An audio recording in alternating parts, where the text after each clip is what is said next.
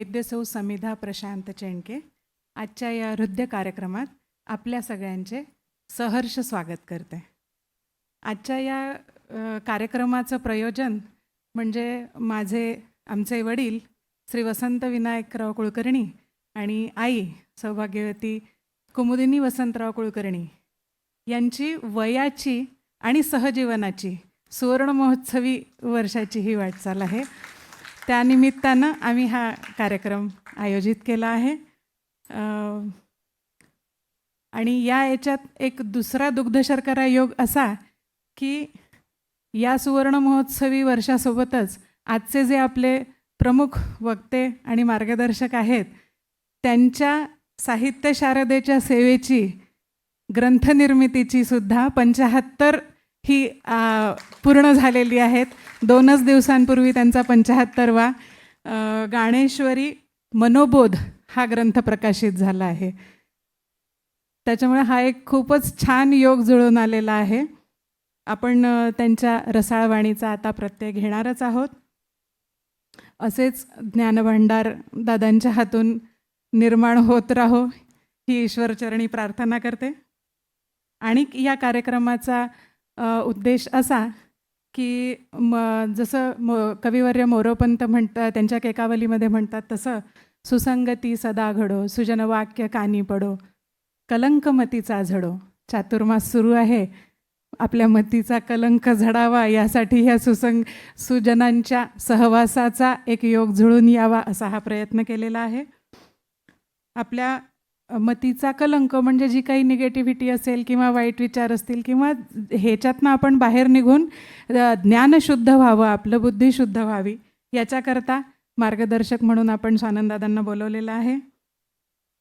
मानव जन्म घेताना आपल्यावर काही ऋण असतात, ते त्यातून उतराई होण्याचा एक छोटासा प्रयत्न आहे. त्यातनं आपण उतराई होऊच शकत नाही, पण एक प्रयत्न म्हणून हे आयोजन आहे. सुजन सहवास हा का आवश्यक असतो? एक संस्कृत सुभाषित आहे, कल्पद्रुमः कल्पितमेव सूते, सा कामधुक् कामितमेव दोग्धी, चिंतामणिश्चिंतितमेव दत्ते, सतांतु संग सकलम प्रसूते.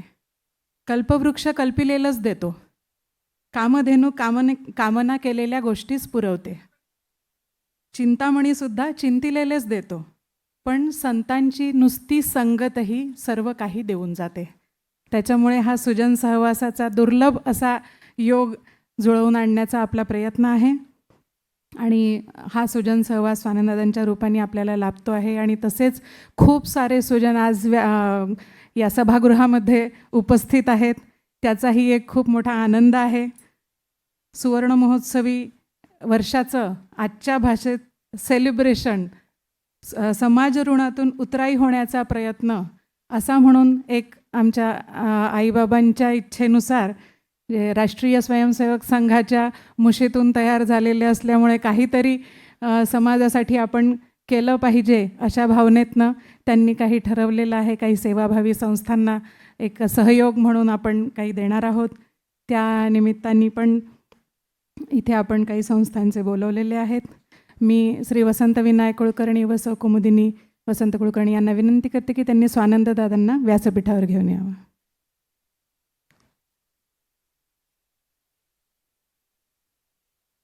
या सेवाभावी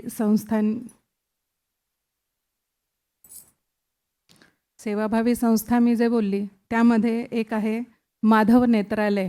नागपूरकरांना चांगलंच सुपरिचित असं नाव आहे. दृष्टीसंबंधित, नेत्रासंबंधित सगळं एका छत्राखाली आणि खूप सुंदर सेवा या ठिकाणी दिली जाते आहे. माधव नेत्रालयाचे आदरणीय डॉक्टर श्री अनिलजी शर्मा आणि मेजर जनरल अनिलजी बाम या ठिकाणी उपस्थित आहेत. त्यांना मी मंचावर येण्याची विनंती करते. गोरक्षण सभा धंतोली येथील श्री प्रसन्नजी पातुरकर या ठिकाणी उपस्थित आहेत. त्यांनाही मी विनंती करते त्यांनी व्यासपीठावर यावं.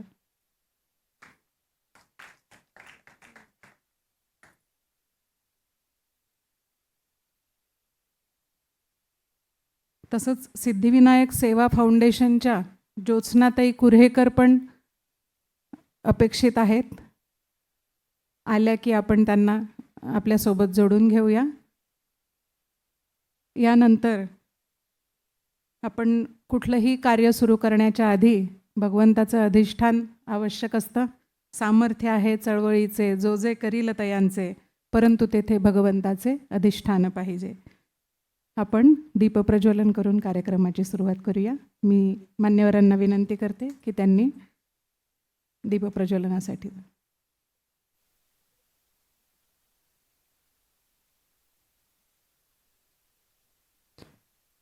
या देवी सर्वभूतेषु विद्यारूपेण संस्थिता नमस्तस्यै नमस्तस्यै नमस्तस्यै नमो नमः.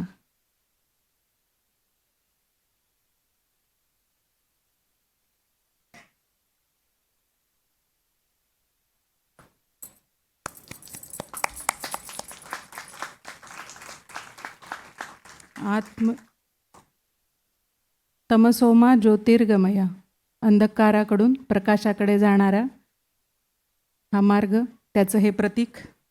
आत्मज्योती प्रदीप्ताय ब्रह्मज्योती नमोस्तुते, ब्रह्मज्योती प्रदीप्ताय गुरुज्योती नमोस्तुते.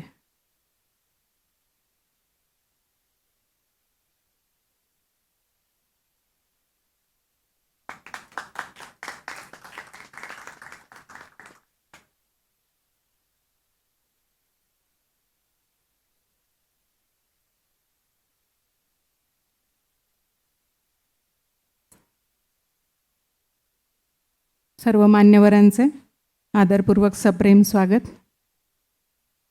यानंतर मी श्री वसंत कुलकर्णी आणि सौ कुमुदिनी कुलकर्णी यांना विनंती करते की त्यांनी आदरणीय स्वानंददादांचा स्वागत आणि सत्कार करावा.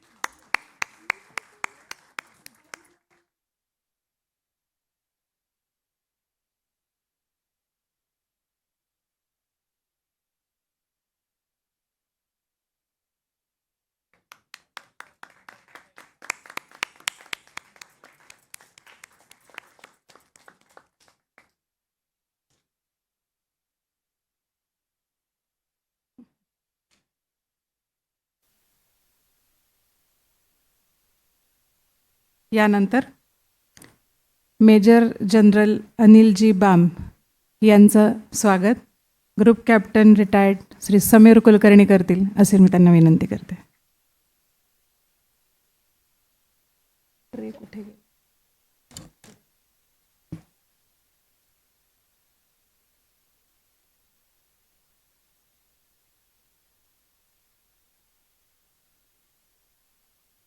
अनिलजी शर्मा यांचं स्वागत retired deputy collector Shri Ravindra Khajanji करतील अशी मी त्यांना विनंती करते.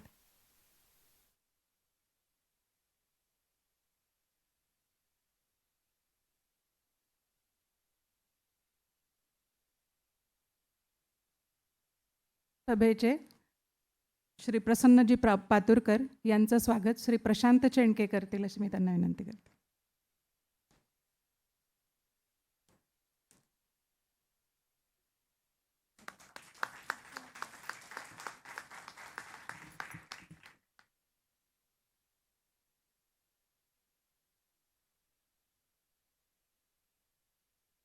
यानंतर आत्ता मी जसं म्हटलं की यांना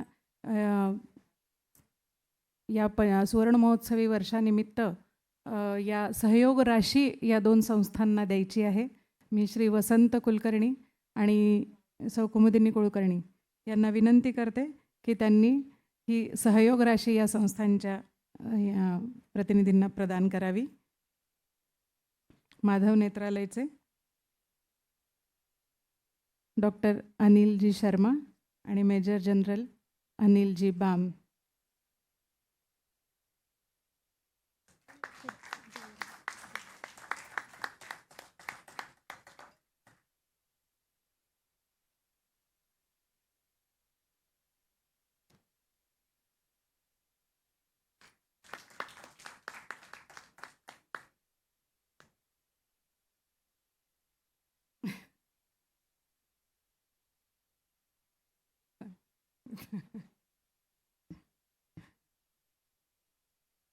यानंतर गोरक्षण सभेचे श्री प्रसन्नजी पातुरकर यांना सहयोग राशी.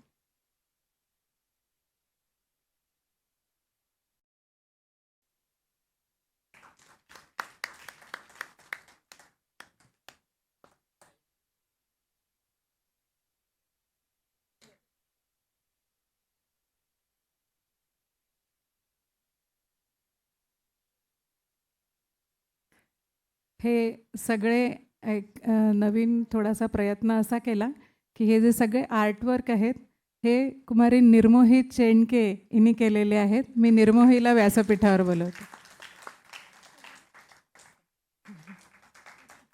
समोर हे सगळे आर्टवर्क निर्मोहीने केलेले आहेत.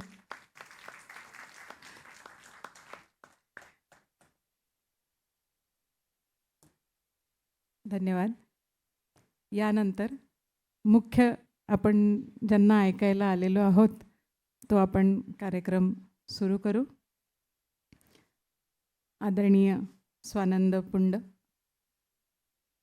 अत्यंत व्यासंगी अभ्यासक, प्रतिभावान प्रकांड पंडित, सिद्धहस्त लेखक आहेत, ओजस्वी वक्ते आहेत. पुराणातील वांगी नव्हे बरं, वानगी आजच्या काळानुरूप कशी समजून घ्यायची हे समजावण्यात त्यांचा चांगलाच हातखंडा आहे. अत्यंत प्रभावीपणे आणि विश्वासाने विज्ञान आणि अध्यात्म ते समजावून सांगतात. अशा या बहुआयामी व्यक्तिमत्वाच्या अमोघ वाणीचा आणि त्यांच्या ज्ञानाचा आपण लाभ घेणार आहोत. स्वानंद दादा सध्या लोकमान्य टिळक महाविद्यालय वणी येथे संस्कृत विभाग प्रमुख म्हणून कार्यरत आहेत. संत गाडगेबाबा अमरावती विद्यापीठ संस्कृत अभ्यासक्रम मंडळाचे कार्यकारी अध्यक्ष आहेत. त्यांची प्रकाशित ग्रंथसंख्या दादांना मी मागितलं तेव्हा 73 होती, आज पोहोचेपर्यंत 75 झालेली आहे. संपादित ग्रंथसंख्या 6 आहे. ई बुक्स 16 प्रकाशित आहेत. ग्रंथमनीचे गुज या संपादित ग्रंथाला संत गाडगेबाबा अमरावती विद्यापीठाचा अभिनव उपक्रम पुरस्कार मिळालेला आहे. विविध वृत्तपत्रांमधून आणि स्मरणिकांमधून 4000च्या वर लेख प्रकाशित झालेले आहेत. विविध धार्मिक, सामाजिक, शैक्षणिक संस्थांमधून 3500च्या वर प्रवचनं, व्याख्यानं झालेली आहेत. 21 श्री गणेशोपासना ग्रंथमालिकेची लिम्का बुक ऑफ रेकॉर्ड्समध्ये नोंद झालेली आहे. श्री शंकर स्तोत्र रसावली लेखमालिकेची सुद्धा इंडिया बुक ऑफ रेकॉर्ड्समध्ये नोंद झालेली आहे.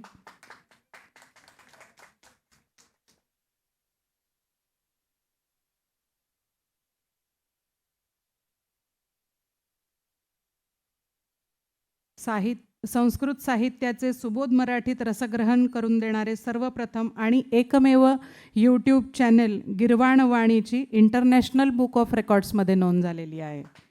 गिरवाणवाणी यूट्यूब चॅनलवरील सर्वच निरूपण मालिकांना जगभरातून हजारो संस्कृत प्रेमींचा प्रतिसाद मिळतो आहे.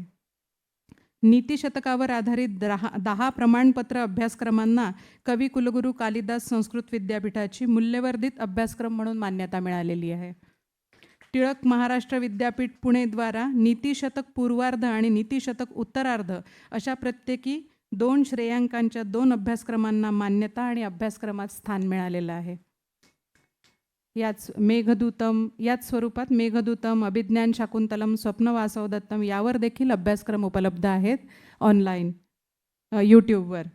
मोरया पुरस्कार दादांचे मोरया जीवन गौरव पुरस्कार चिंचवड देवस्थान ट्रस्ट, उत्कृष्ट साहित्यिक पुरस्कार श्रीपाद सेवा मंडळ पुणे, गाणपत्य प्रचार प्रसार पुरस्कार रा.बा. देव ट्रस्ट पुणे, ज्ञानप्रबोधन प्रवचनकार पुरस्कार फडके गणपती मंदिर मुंबई, राजरत्न पुरस्कार श्रीमंत भोसले राजघराणे नागपूर, जिजामाता विद्वत गौरव पुरस्कार छत्रपती प्रतिष्ठान नागपूर, ब्रह्मगौरव पुरस्कार श्री समर्थ ब्राह्मण मंडळ यवतमाळ, श्री समर्थ रामदास स्वामी पुरस्कार नगर वाचनालय सांगली, धर्मभूषण पुरस्कार अखिल म्हसोबा मंडळी ट्रस्ट पुणे, जैताई देवस्थान वणी द्वारा प्राचार्य राम शेवाळकर स्मृती उत्कृष्ट अध्यापक पुरस्कार, अशा स्वरूपात विविध मान्यवर संस्थांचे 30च्या वर पुरस्कार दादांना मिळालेले आहेत. अशा या बहुआयामी व्यक्तिमत्वाचा सुजन सहवास आज आपल्याला लाभतो आहे. याचा अतिशय आनंद होतो आहे. मी आदरणीय दादांना विनंती करते की त्यांनी आपली वाकगंगा प्रवाहित करावी.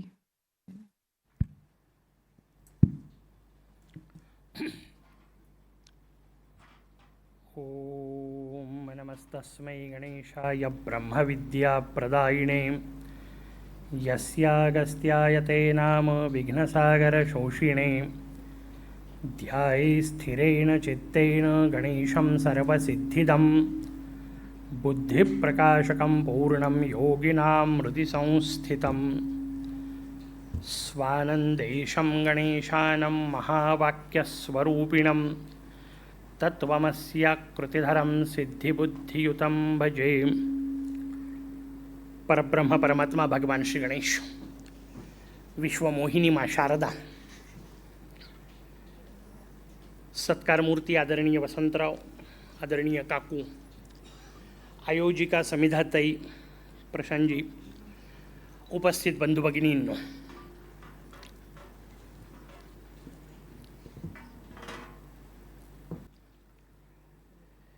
भगवंताच्या कृपेने एका विशिष्ट क्षणी आपण जन्माला आलो. जन्माला आलो त्यावेळी आपल्याला हा देह होता. या देहाच्या प्राप्तीलाच आपण जन्म असं म्हटलं. देह घेऊन आपण आलो, पण गंमत म्हणजे दुसरी गोष्ट जी आज आपल्याला अत्यंत प्रिय आहे ती नव्हती. त्या गोष्टीचं नाव आहे आपलं नाव. ते जन्माला आलो तेव्हा नव्हतं. 12व्या दिवशी नामकरण संस्कार ज्या दिवशी झाला असेल त्या दिवशी आईवडिलांनी त्यांना आवडणारं एक नाव ठेवलं. आपल्याला विचारलं नव्हतं, विचारून उपयोग नव्हता, कारण त्यावेळा आपण प्रतिक्रिया देण्याच्या अवस्थेत नव्हतो. पण गंमत अशी आहे की जे घेऊन आलेलो नाही ते नाव आपल्याला इतकं प्रिय आहे की चुकून जरी वृत्तपत्रात कुठं ते नाव दिसलं, पुढचं आडनाव भले वेगळं असेल तरी आपलं लक्ष आपोआप तिकडे जातं.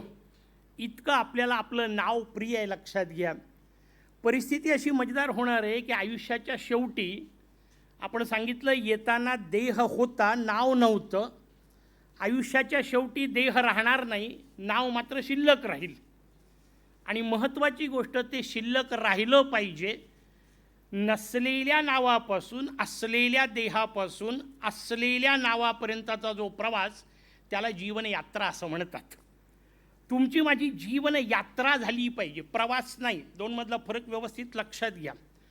प्रवासामध्ये तुम्हाला चालावंच लागणार आहे. प्रवासात तुमचं इकडं तिकडं भ्रमण होणारच आहे. प्रवास शब्दाचा अर्थ जर स्थान बदल एवढाच घ्यायचा असेल तर एस टी महामंडळाचे सगळे ड्रायव्हर आणि कंडक्टर रोज शेकडो किलोमीटरचा प्रवास करतात, पण त्यांना यात्रेकरू म्हणत नसतात, कारण ती केवळ जबरदस्तीच आहे. त्यात आवड नाही आहे, त्यात इच्छाही नाही आहे, नाईलाज आहे म्हणून करावं लागतं. ती जी रचना आहे ती आहे एक बाजू, आणि दुसऱ्या बाजूला जे आलेलं आहे ते आनंदाने स्वीकारणं. म्हणून आपण जेव्हा जीवनयात्रा शब्द वापरले आहे तेव्हा नुसती जीवनयात्रा असून उपयोग नाही, ती आनंद यात्रा व्हायला पाहिजे. जीवन प्रत्येकाला मिळालं आहे, जीवनाची यात्रा करता आली पाहिजे आणि यात्रेतून पुढे ती आनंद यात्रा झाली पाहिजे. जीवनातल्या प्रत्येक गोष्टीला हे सूत्र आपल्याला लावून घ्यायचं आहे. लक्षात घ्या. तुम्ही म्हणाल आज हा विषय का घेतला, तर त्याचं उत्तरच आपल्याला अमृत महोत्सवाच्या निमित्ताने आहे. आणि अमृत महोत्सव हा फार मस्त शब्द आहे. लक्षात घ्या. सहजीवनाचा रौप्य महोत्सव ताईंनी सांगितलं. सहजीवनाचा सुवर्ण महोत्सव, क्षम्यता, सहजीवनाचा सुवर्ण महोत्सवाचा विषय आला. जीवनाच्या या प्रत्येक टप्प्यावर जे नावं आहेत ना ते मोठे मजेदार आहेत, समजून घ्या. 25 वर्ष जेव्हा होतो माणसाचा आपण सामान्यतः करत नाही, कारण तोपर्यंत त्याचे खरे गुण कळायला लागलेलेच नसतात, पण संस्थेचा करतात. त्याच्यामुळे 25व्या वर्षी केल्या जातो त्याला रौप्य महोत्सव म्हणतात. 50व्या वर्षी केल्या जातो त्याला सुवर्ण महोत्सव म्हणतात. 60व्या वर्षी केल्या जातो त्याला हिरक महोत्सव म्हणतात. किती मजेदार नाव आहेत. लक्षात घ्या. पहिला रौप्य महोत्सव म्हणजे चांदीचा संबंध. का? कारण आत्ता तर चमक यायला लागली आहे. 25शीचा हिशोब आत्ता त्या गोष्टीला एक चमक येते आहे. त्या चमकीमध्ये थोडीफार का होईना उपयुक्तता आहे, पण ती निश्चितपणे मूल्य स्वरूपात आहे की नाही हे 50शीत कळेल. म्हणून 50वा आहे तो सुवर्ण महोत्सव. तिथे मूल्याचा संबंध येतो. ते मूल्य पुढे चमकदार असलं पाहिजे. केवळ असून उपयोग नाही. अनेकांची परिस्थिती असते, ज्ञान भरपूर असतं, मांडताच येत नाही. सादरीकरण हा वेगळा विषय लक्षात घ्या. आपल्याजवळ असलेली गोष्ट इतरांच्या उपयोगी ठरावी ही जी पुढची रचना आहे, म्हणून त्यात चमक प्राप्त होणे, म्हणून पुढचा हिरक महोत्सव. पण गंमत लक्षात आली का, हे 60पर्यंतच चाललं आहे. 60 नंतरचा जो उत्सव येतो त्याच्यात पैशाचं मोजमाप नाही आहे. आता जो 75वा उत्सव येतो त्याला अमृत महोत्सव म्हटल्या जातं. 60पर्यंत भरपूर पैसा असलाच पाहिजे. कायम लक्षात ठेवा, त्यागाचा विषय त्यांनीच बोलायचा असतो ज्यांच्याजवळ काही असेल. ती फार महत्त्वाची रचना आहे, लक्षात घ्या. असेल त्यांनी त्याग. म्हणजे मी जर तुम्हाला आत्ता म्हटलं गमतीने इथं बसल्या बसल्या की मी राष्ट्रपती पदाचा त्याग करतो, तुम्ही हसाल नुसते. तुम्हाला राष्ट्रपती पदाचा काय त्याग करतो? व्यवस्थित पती होता येत नाही. राष्ट्रपती कुठला व्हायला चालला तू त्याग करणार कशाचा? तुझ्याजवळ आहे कुठं ते पद? लक्षात ठेवा, पद असल्यावर त्याग. म्हणून चतुर्थीचा विषय सांगताना आमचे गुरु महाराज फार मस्त सांगायचे. ते म्हणाले चतुर्थी करणं म्हणजे काय, तर त्याचं उत्तर घरात सगळे डबे भरलेले असताना. पहा, व्यवस्थित ऐकून ठेवा. कुठल्याही गोष्टीला मी मोरयाचा उपासक आहे म्हणून चतुर्थी म्हटलं, तुम्ही एकादशी अशी करू शकता, ती करायला पाहिजे, करू शकतापेक्षा. घरात सगळे डबे भरलेले असताना, मला खाण्याची ताकद असताना, पचवण्याची माझी क्षमता असताना, पाहणारं कोणी नसताना न खाणे, याला एकादशी म्हणतात, याला चतुर्थी म्हणतात. बाकीचे लोक पाहतच आहे, डब्यात काहीच नाही आहे, खायची अंगात ताकद नाही आहे, डॉक्टरनी सांगितलंय खर तर जाऊ दे, नुसतं 6 जरी म्हटलं तरी प्रॉब्लेम आहे, इतका डायबिटीस वाढलेला आहे, अशी जर अवस्था असेल, त्यानंतर जे पडतात त्याला फाके पडणं म्हणतात, त्याला उपवास नाही म्हणत. हा भाव आम्हाला व्यवस्थित समजून घ्यायचा आहे. मला उपवास करायचा आहे, आनंदात असलं पाहिजे. सगळं असेल त्याने करायची गोष्ट आहे. आणि म्हणून सगळ्यात महत्त्वाची गोष्ट असते आरोग्य. तुमच्या माझ्या शास्त्रांनी सांगितलं, आरोग्यापेक्षा मोठं धन नाही आहे, लक्षात घ्या. कारण हे बाकीचं सगळं तेव्हाच कामी आहे जेव्हा आरोग्य असेल. म्हणून ते गमतीने मी सांगत असतो की घर मोठं असावं की नाही, बिलकुल असावं. त्यात अप्रतिम भलमोठं शयनकक्ष असावं, भलता मोठा बेड असावं. मला द्यायचा नाही तोपर्यंत काय फिकीर आहे. मोठातला मोठा बेड असावा, त्याच्यावर फुटभर उंचीची गादी असावी, बसल्यावर खाली जाईल इतक्या पद्धतीची सोय असावी, अप्रतिम लागलेला AC असावा, सुंदर लागलेली मच्छरदाणी असावी, सगळ्या गोष्टी असाव्यात. पण या सगळ्यांच्या पलीकडे एक गोष्ट आहे ना, झोप, ती असावी. नाही तर हे सगळं असतं आणि सकाळी विचारलं का हो रात्रीची काय अवस्था, याचं गाणं ठरलेलं, करवटे बदलते रहे सारी रात. झोपलाच नाही. झोपला नाही तर या सगळ्याचा उपयोग काय, लक्षात घ्या. आणि सगळ्यात महत्त्वाची गोष्ट, ह्या सगळ्या बाकीच्या गोष्टी मोजता येतात, या सगळ्या बाकीच्या गोष्टींना मूल्य असतं. झोप अमूल्य असते. आयुष्यामध्ये मूल्यवान गोष्टी जरूर कमवा, पण आयुष्यात काहीतरी अमूल्य असलं पाहिजे, याच्यावर ध्यान ठेवणे, याला अमृत महोत्सव म्हणतात. तो त्या दृष्टीने समजून घ्यायचा आहे की जीवनात असलंच पाहिजे. संपत्ती नको असं म्हणतच नाही, मी कधीच म्हणणार नाही. कारण मी जसा बुद्धिपतीचा उपासक आहे तसा सिद्धिपतीचाही उपासक आहे. कोणी सांगितलं भिकारी राहायला? बिलकुल नाही राहायचं. अप्रतिम असलं पाहिजे, सगळ्या गोष्टी घरात असल्या पाहिजे. आमच्या गुरु महाराजांचं उदाहरण सांगितलं ना, पुन्हा गमतीने मला तो वाक्य आठवतं त्यांचं. गुरु महाराज म्हणाले, आज कलेक्टरच्या जवळ नाहीत एवढ्या सगळ्या सोयी भगवंताच्या कृपेने माझ्या घरी आहेत. वस्तुस्थिती आहे, एखाद्या जिल्ह्याच्या कलेक्टरजवळ असतील अशा सगळ्या सोयी सुविधा, भौतिक सुविधा ज्याला आपण म्हणतो, त्या सगळ्या भगवंताच्या कृपेने आहेत. म्हणे कलेक्टरजवळ फक्त एकच गोष्ट माझ्यापेक्षा जास्त आहे. तर बाकीच्या स्वाभाविक शिष्यांनी विचारलं, म्हणे महाराज कोणती? म्हणे अख्ख्या जिल्ह्याची काळजी.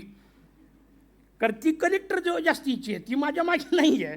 मी आपला सुखाने राहू शकतो. हे जे सुखाने राहणे नावाची गोष्ट आहे ना, ती आपल्याला व्यवस्थित समजून घ्यायची आहे. जर आपल्या जीवनाला आनंद यात्रा करायचं असेल, यात्रा करायची, आणि आत्ता म्हटलं तसं आनंद यात्रा करायची आहे. कारण आलो रडतच आहे. इथं बसलेला एकही सुखात हसत आलेला नाही, येऊ शकत नाही. आपण सगळे येताना रडतच आलेलो आहे. पण गंमत त्याही वेळा लक्षात घ्या, आणि तेव्हा नसल आली तर आता लक्षात आणून देतो. तुम्ही जसे रडले तसे बाहेरचे हसले. त्या सगळ्यांनी टाळ्या वाजवल्या. त्या सगळ्यांनी आनंद व्यक्त केला, त्या सगळ्यांनी एकमेकाला पेढे भरवले, तुम्ही रडत होते आणि तुम्ही रडले म्हणून त्यांनी एकमेकांना आनंद व्यक्त केला. जीवनाचं स्वरूप मित्रांनो याच्यापेक्षा वेगळं नसतं, म्हणून रडू नका. आपण रडलो की अनेक जण पेढे वाटतात. बाकीच्यांना पेढे वाटायची संधी फुकटात द्यायची नाही. रडायचं कामच नाही आहे. रडत आलो, नाईलाज होता, सोयच नव्हती आणि काय सुंदर रडणं होतं. त्या रडण्याचं उत्तर आपल्याला मिळालं पाहिजे तर जीवनाची यात्रा होते. जगात कोणत्याही प्रांतात कुठेही जन्माला या, कोणतीही भाषा बोलणाऱ्या घरात जन्माला या, सगळ्यात पहिल्यांदा तुम्ही संस्कृतच बोलता. कारण जीवन पहिलं वाक्य संस्कृत असतं आणि जीवनातला पहिला प्रश्न विचारता आलेला बालक कोणतं आहे किंवा ते शिशु जे कोणतं असेल, बालिका असेल, त्यांचा पहिला प्रश्न ठरलेला असतो कोहम. त्याचं व्यवस्थित म्हणता येत नाही कोहम म्हणून ते कॅ कॅ कॅ करतं, पण ते कॅ कॅ व्यवस्थित ऐका, कोहम कोहम कोहम. कारण जन्माला आल्या क्षणी हा प्रश्न आहे, मी कोण आहे, कशासाठी आलो आहे. आणि लक्षात घ्या, हा प्रश्न फक्त आणि फक्त माणसांना पडू शकतो. हा भाव आपल्याला व्यवस्थित लक्षात घ्यायचा आहे. जगातल्या सगळ्या प्राण्यांमध्ये माणसामध्ये असलेले हे काही मूलभूत फरक व्यवस्थित समजून घ्या, म्हणजे जीवनाची आनंद यात्रा कशी करता येते त्याचं सूत्र आपल्याला यातून माध्यमातून मिळेल. जगामध्ये असंख्य पशु, तुमच्या माझ्या जन्माच्या पूर्वी भगवंतांनी तब्बल 83,99,999 प्रयोग केलेत. फुकट नाही जन्माला आलो आपण, लक्षात घ्या. उगीच नाही श्रेष्ठ आहे. तुमच्या माझ्या पूर्वी भगवंतांनी 83,99,999 प्रयोग केले. प्रत्येक प्रयोगात काहीतरी अप्रतिम केलं. भगवंताला वाटलं गती अप्रतिम असली पाहिजे, त्यांनी चित्ता निर्माण केला. त्याला वाटलं शक्ती प्रचंड असली पाहिजे, त्यांनी हत्ती निर्माण केला. त्याला वाटलं प्रचंड ताकद असली पाहिजे, त्यांनी गेंडा निर्माण केला. त्याला वाटलं चपळता असली पाहिजे, आता म्हटलं तसं चित्त्याचा विषय आला. सौंदर्य असलं पाहिजे, त्यांनी मोर निर्माण केला. आवाज सुंदर असला पाहिजे, त्यांनी कोकिळ निर्माण केला. असे असे कौशल्य देऊन ठेवले पक्षांना.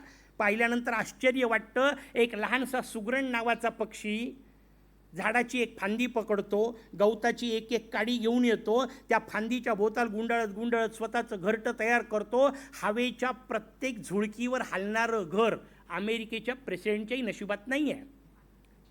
हे सुख त्या पिल्लांना घरात बसल्या बसल्या अख्खं घरच झुलतं. पाळण्यावर बसायची गरज नाही, झोपाळ्यावर बसायची गरज नाही, अख्ख्या घराचा झोपाळा. पण लक्षात घ्या, 10,000 वर्षापूर्वी सुगरण जसा खोपा बांधत होती, आजही खोपा तसाच बांधते. आणि इथून पुढे 10,000 वर्षानंतर सुगरण राहिली तरी खोपा तसाच बांधेल, कारण त्यात बदल करण्याची क्षमता नावाची गोष्ट सुगरणीत नाही. ते जशाला तसंच जगत आलेले आहेत. हजारो वर्षापूर्वी प्राणी पशु जसे जगतात तसेच आजही जगत आहेत आणि हजारो वर्षानंतरही ते तसेच जगणार आहेत. कारण परिवर्तन नावाची गोष्ट पशूंना जमत नाही. या वाक्याचा पुढचा अर्थ व्यवस्थित समजून घ्या. ज्याला आयुष्यात परिवर्तन नावाची गोष्ट जमत नाही त्याच्यातून पशूत काही फरक नाही. आपल्याला मनुष्यत्व समजून घ्यायचं आहे. भगवंतांनी निर्माण करताना मी मगाशी सांगितलं तसं नेहमी मी गमतीने एक उदाहरण देत असतो, पण अत्यंत चपखल असलेलं आपल्या डोक्यात बसणारं. लक्षात घ्या, जगातला कुठलाही प्राणी डोळ्यासमोर आणा तुम्ही, मुंगीपासून हत्तीपर्यंत, डोळ्यांना न दिसणाऱ्या अमिबापासून लुप्त झालेल्या डायनासोरपर्यंत कोणताही प्राणी मनुष्येतर डोळ्यासमोर आणा, तुम्हाला लक्षात येईल जगातले सगळे प्राणी जमिनीला समांतर चालतात. त्यांचा पाठीचा दांडा जमिनीला समांतर असतो. गाय असेल, घोडा असेल, म्हैस असेल, कुठलाही प्राणी, सगळे जमिनीला समांतर चालतात. भगवंतांनी एकमेव प्राणी निर्माण केला मनुष्य नावाचा, जो जमिनीला लंबरूप चालतो. किती अद्भुत आहे, लक्षात घ्या. आणि त्याच्यामुळे फरक कोणता पडला? फार महत्त्वाचा फरक पडतो. त्यातला पहिला महत्त्वाचा फरक पडतो, जगातल्या सगळ्या प्राण्यांचं डोकं आणि पोट एकाच पातळीत येतं. किती मजेदार रचना आहे, लक्षात घ्या. ज्या पातळीवर त्या गाईचं पोट आहे त्याच पातळीवर डोकं आहे. म्हणून जगातल्या सगळ्या प्राण्यांचं पोट आणि डोकं एकाच पातळीत येतं. आणि त्याचा परिणाम इतका अजब आहे की जगातल्या कुठल्याही प्राण्याचं डोकं पोटाच्या पलीकडे विचारच करू शकत नाही. कारण त्याची रचना पोटापुरतीच आहे, लक्षात घ्या. पोटाच्याच पातळीवर आहे. माणसं कोणाला म्हणतात त्याचं उत्तर आहे व्यवस्थित पोट भरल्यानंतर सुद्धा जे कार्यक्रमाला येऊन बसतात. कारण पोटापुरता विचार नाही आहे. झाला आरामशीर, नाश्ता झाला, काहींचे जेवणं झाले असतील, आरामशीर जेवल्यानंतर आता आता कार्यक्रम ऐकू. हा जो पुढचा प्रकार आहे त्याला मनुष्यत्व म्हणतात, लक्षात घ्या. म्हणून भगवंतांनी तुम्हाला आम्हाला उभं निर्माण केलं. किती मजेदार रचना आहे. पोट खाली केलं आहे, त्याच्यावर हृदय नावाची गोष्ट केली, त्याच्यावर मेंदू नावाची गोष्ट केली. ती नुसती रचना पहा, तुम्हाला जीवनाची आनंद यात्रेचं सूत्र आपल्यासमोर कळतं. पोट आहे, नाही असं नाही, असलंच पाहिजे. पोटाचा विचार निश्चित असला पाहिजे, पण पोटाकरता जेवायचं नाही, हेही तर कुठंतरी डोक्यात असलं पाहिजे की नाही. विनाकारण ते बदनाम आहे. तसंही त्याच्याकरता आपणही जेवत नाही. म्हणजे म्हणतो आपण पापी पेट का सवाल आहे. खरं सांगा बरं, इथं बसलेली किती जणं पोटाकरता जेवतात? डॉक्टरांच्या मैफिलीत आहे तर डॉक्टरांचा विषय. किती जण पोटा करता जेवतात? नाही जेवत पोटा करता. सगळे तुमचे माझे चोचले, माझ्या माता भगिनींचे सकाळचे 3-3 तास फक्त एका 2.5 इंचाच्या तुकड्याकरता खर्च होतात. त्या 2.5 इंचाच्या तुकड्याला जीभ असं म्हणतात. नाटकं कोणाचे? चोचले कोणाचे? जिभेचे. पोटाला काय देणं घेणं आहे? असं कधीतरी केलं का? असा हात फिरवला, कालची पुरणपोळी, इकडचा गुलाबजाम, काही देणं घेणं नाही. पोटाला याच्याशी काही देणं घेणं नाही. पोटाला मूठभर दाणे भिजवून टाकले रात्री आणि सकाळी व्यवस्थित चावून खाल्ले तरी पोट चालतं. पोट विनाकारण बदनाम आहे. आपण पोटाकरता जेवतोय, पण आता पुढचा मुद्दा सांगतो. पोटाकरताही नाही जेवायचं, कारण जेवलेल्या अन्नाचं रक्त तयार होतं. एवढं विज्ञान आपल्या सगळ्यांना सहज कळतं. जेवलेल्या अन्नाचं रक्त तयार होतं आणि शरीर विज्ञान आपल्याला सांगतं, तुमच्या माझ्या शरीरातलं 70% रक्त एकटा मेंदू वापरतो. 70% रक्त मेंदू वापरतोय, लक्षात घ्या. मेंदूजवळ सगळ्यात जास्ती उपयोग आहे रक्ताचा. म्हणून जेव्हा खूप जास्त जेवताना तेव्हा झोप लागते. आपल्याला अनेक अनुभव आहे. खूप गोड जर जेवण झालं तर ताबडतोब झोप यायला सुरुवात होते. का येते याचा कधी विचार केला आहे? त्या गोड खाण्याचा झोपण्याशी काय संबंध आहे? का झोप येते? त्याचं उत्तर आहे, आता ते गोड जे जास्तीचं खाल्लेलं आहे ते पचवायला पोटाला जास्तीच्या रक्ताची गरज आहे. आणायचं कुठून? मेंदूजवळून, कारण एक्स्ट्रा त्याच्याजवळ आहे. मेंदूला सूचना दिली जाते, काही काळ का होईना इकडे रक्त पाठव. आता मेंदूची कामं 2 आहेत. एक, सगळं अनुभव घेत राहणे. दुसरं, स्मृती. त्याला धक्का लावता येत नाही. ते मेमरी चिप व्यवस्थित ठेवावीच लागते, म्हणून स्मृतीला धक्का लागू द्यायचा नाही. मग आता उरलं काय? अनुभव. दुसरा विषय मग मेंदूचा, बुद्धीचा. अनुभव कमी करायचे. अनुभव कशाने घेतो? 83% अनुभव आपण डोळ्यांनी घेतो. आणि म्हणून जास्तीत जास्त अनुभव डोळ्यांचे असल्यामुळे मेंदू डोळे बंद करतो. याला शटडाऊन, लॉकडाऊन असे शब्द वापरले जातात. मेंदू डोळ्याला थोड्या वेळ सांगतो ओके शटडाऊन, थोडा वेळ जरा लॉकडाऊन, थोडा वेळ जरा आपण इकडे एनर्जी कन्व्हर्ट करू. ओके, आणि मग आपल्याकडे त्याचा चार्ज बंद होतो. म्हणून झोप येत असते. त्याच्यामुळे झोप यायला लागली की समजून घ्यायचं जेवण व्यवस्थित झालेलं आहे. आणि डॉक्टरही हिशोब सांगून ठेवतो, ज्याला झोप चांगली लागते, ज्याला जेवण व्यवस्थित जातं, त्यांनी विनाकारण आजारपणाच्या गोष्टी करू नयेत. ते खोटं आहे. कारण या 2वर परिणाम झाला तर याचा अर्थ व्यवस्थित आहे. मस्त खातोय, मस्त झोपतोय, मला बरं वाटत नाही, या वाक्याला काय अर्थ आहे का? असं होऊ नाही शकत, लक्षात घ्या. म्हणून खाणे आणि पिणे, झोपणे ह्या महत्त्वाच्या गोष्टी आहेत. पण लक्षात घ्या, भूक लागल्यानंतर खातो हे तर म्हैसही करते, भूक लागल्यावर खातो हे तर गाढवही करतं. सगळ्याच पशुपक्ष्यांचा विषय आहे. पण ते आपल्यापेक्षा बरे. थोडा विषय गंमत म्हणून आपल्याला सांगतो. कुठल्याही म्हशीच्या समोर तुम्ही काही खायचं नेऊन ठेवा, कुठल्याही गाढवाच्या समोर काही खायचं नेऊन ठेवा, तो एकदम खात नाही, सेकंदात खात नाही. काय करतो? तुम्हाला माहिती असलेला विषय आहे. म्हैस असो की गाढव असो, ते मुद्दाम 2 प्राणी घेतो. म्हणजे कोणाला एकाला कमी जास्ती वाटायला नको. पुरुषांचं प्रतीक गाढव म्हणून, स्त्रियांकरता म्हैस. तुम्ही म्हशीच्या आणि गाढवाच्या समोर काही ठेवलं तर ते पटकन खात नाहीत. ते काय करतात? त्याचं उत्तर आहे, ते पहिल्यांदा वास घेतात. का घेतात? त्याचं उत्तर आहे, ती गोष्ट खाण्याला योग्य आहे की नाही याचा त्यांच्याजवळ तेवढाच उपाय आहे. म्हणून तो उपाय करतात, वास घेतात आणि खाण्याला योग्य असेल तरच तोंड लावतात. मला सांगा, त्यांना जर गाढव म्हणायचं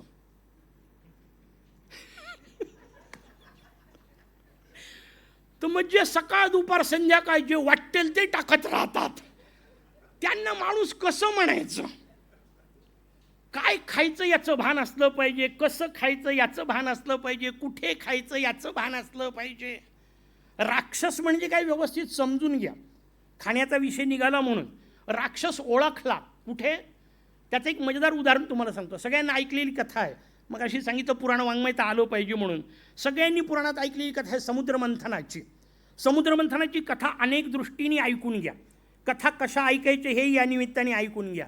समुद्रमंथन कथेमध्ये बाकीचा सगळा भाग नंतर सांगील, पुन्हा थोडंसं मागे घेऊन. सगळ्यात शेवटी अमृत निघालं, आणि जेव्हा अमृत निघालं तेव्हा सगळेजण गोंधळून गेले. अमृताचं काय, आपल्याला कसं मिळणार? कारण राक्षसांनी जसं देव ओरडले हे अमृत, राक्षसांनी कळस पळवला. नियम असतो, काही गोष्टी ओरडायच्या नसतात, मुकाट्याने करायच्या असतात. जास्ती ओरडल्या की कलश पळवल्या जातो. आता कळलं तुम्हाला. वेगवेगळ्या कथा सांगतोय, वेगवेगळे अर्थ समजून घ्या. राक्षस शब्दाचे अर्थ समजून घ्या. तुमच्या माझ्या डोक्यात राक्षस शब्दाचे जे अर्थ मालिकावाल्यांनी, चित्रपटवाल्यांनी बसवले ते पुराणात कुठेही नाहीत. राक्षस काळे बेंद्रे नसतात, राक्षसांना शिंग नसतात, त्यांचे डोळे लाल फील नसतात, ते विनाकारण हा हा हा हा करत हसत नसतात. राक्षस स्मार्ट असतात, हँडसम असतात. तुम्ही म्हणा हँडसम का असतात, त्याचं उत्तर आहे हँडसम असतात तेच बदमाशा करू शकतात. वेड्या वाकड्याला विचारते कोण? राक्षस कमालीचे सुंदर असतात, असं काही नाही की ते वेडे वाकडे असतात.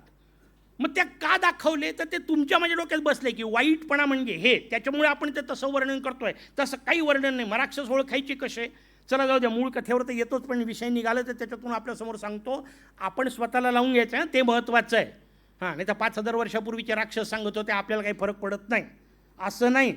हां, कारण संस्कृतच्या या सगळ्या कथा अन्योक्ती प्रकाराच्या असतात. आणि अन्योक्तीचं वर्णन करताना मी मस्त वर्णन करत असतो. वर्गामध्ये मी विद्यार्थ्यांच्या समोर रासभान्योक्ती शिकवतो. रासभ शब्दाचा अर्थ गाढव, रासभान्योक्ती याचा अर्थ गाढवाला उद्देशून केलेलं सुभाषित.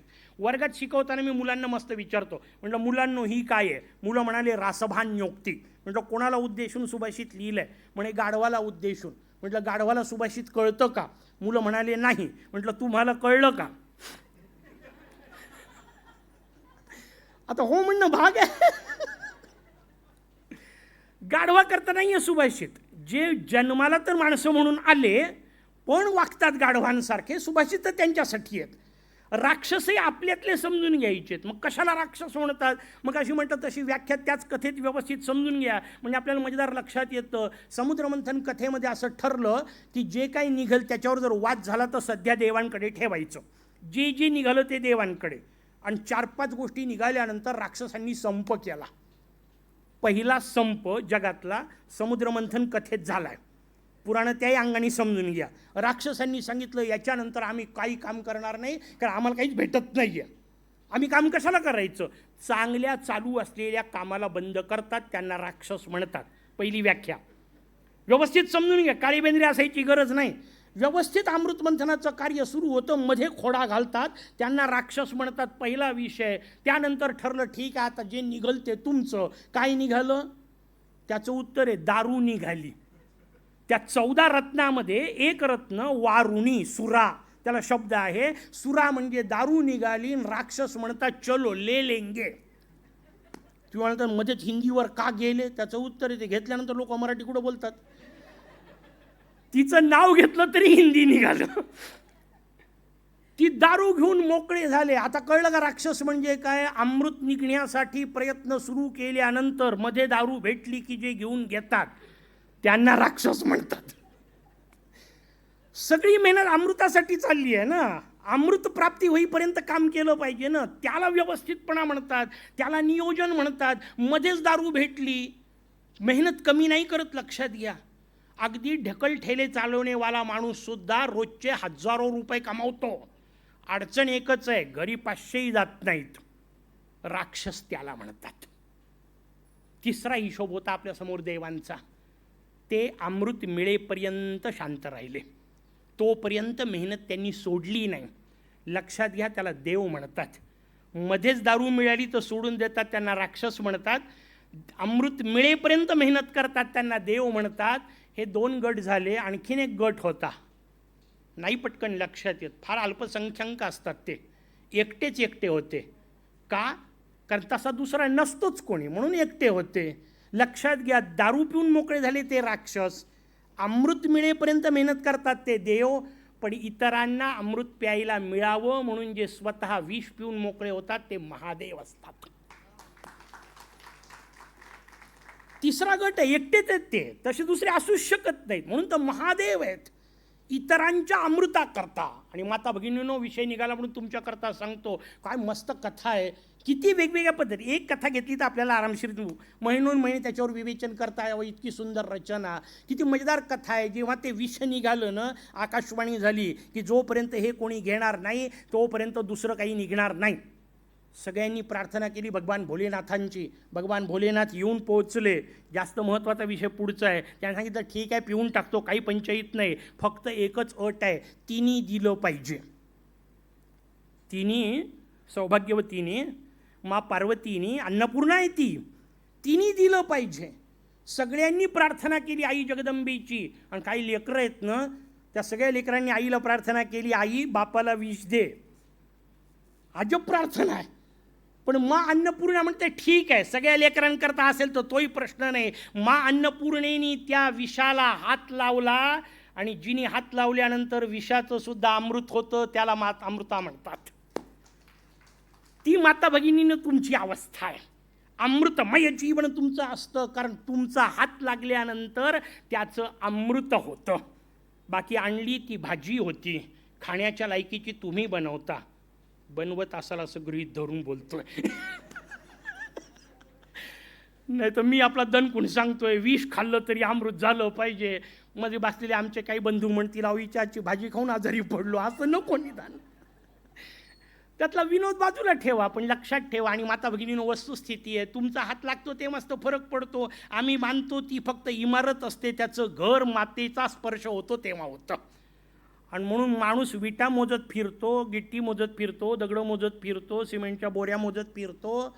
घर सगळं उभारेपर्यंत माणसाचा विषय असतो, आणि सगळं घर उभारून झाल्यानंतर हात तिचे लागतात, कारण तिचे हात लागल्यावर त्या इमारतीचं घर होत असतं. आमचे महाराज मनू सांगतात, न गृहम गृहमित्याहू गृहिणी गृहमुच्यते. घराला थोडं घर म्हणतात, त्या घरात जेव्हा गृहिणी असते, लक्षात ठेवा, ती गृहिणी फुललेली असली पाहिजे. आणि तुमच्या माझ्यासाठी आनंदाचा विषय, आपण अशा एका सुंदर जागी आलो आहे की घरामध्ये जर कुमुदिनी फुललेली असेल तर माणसाच्या आयुष्याचा वसंत होतो.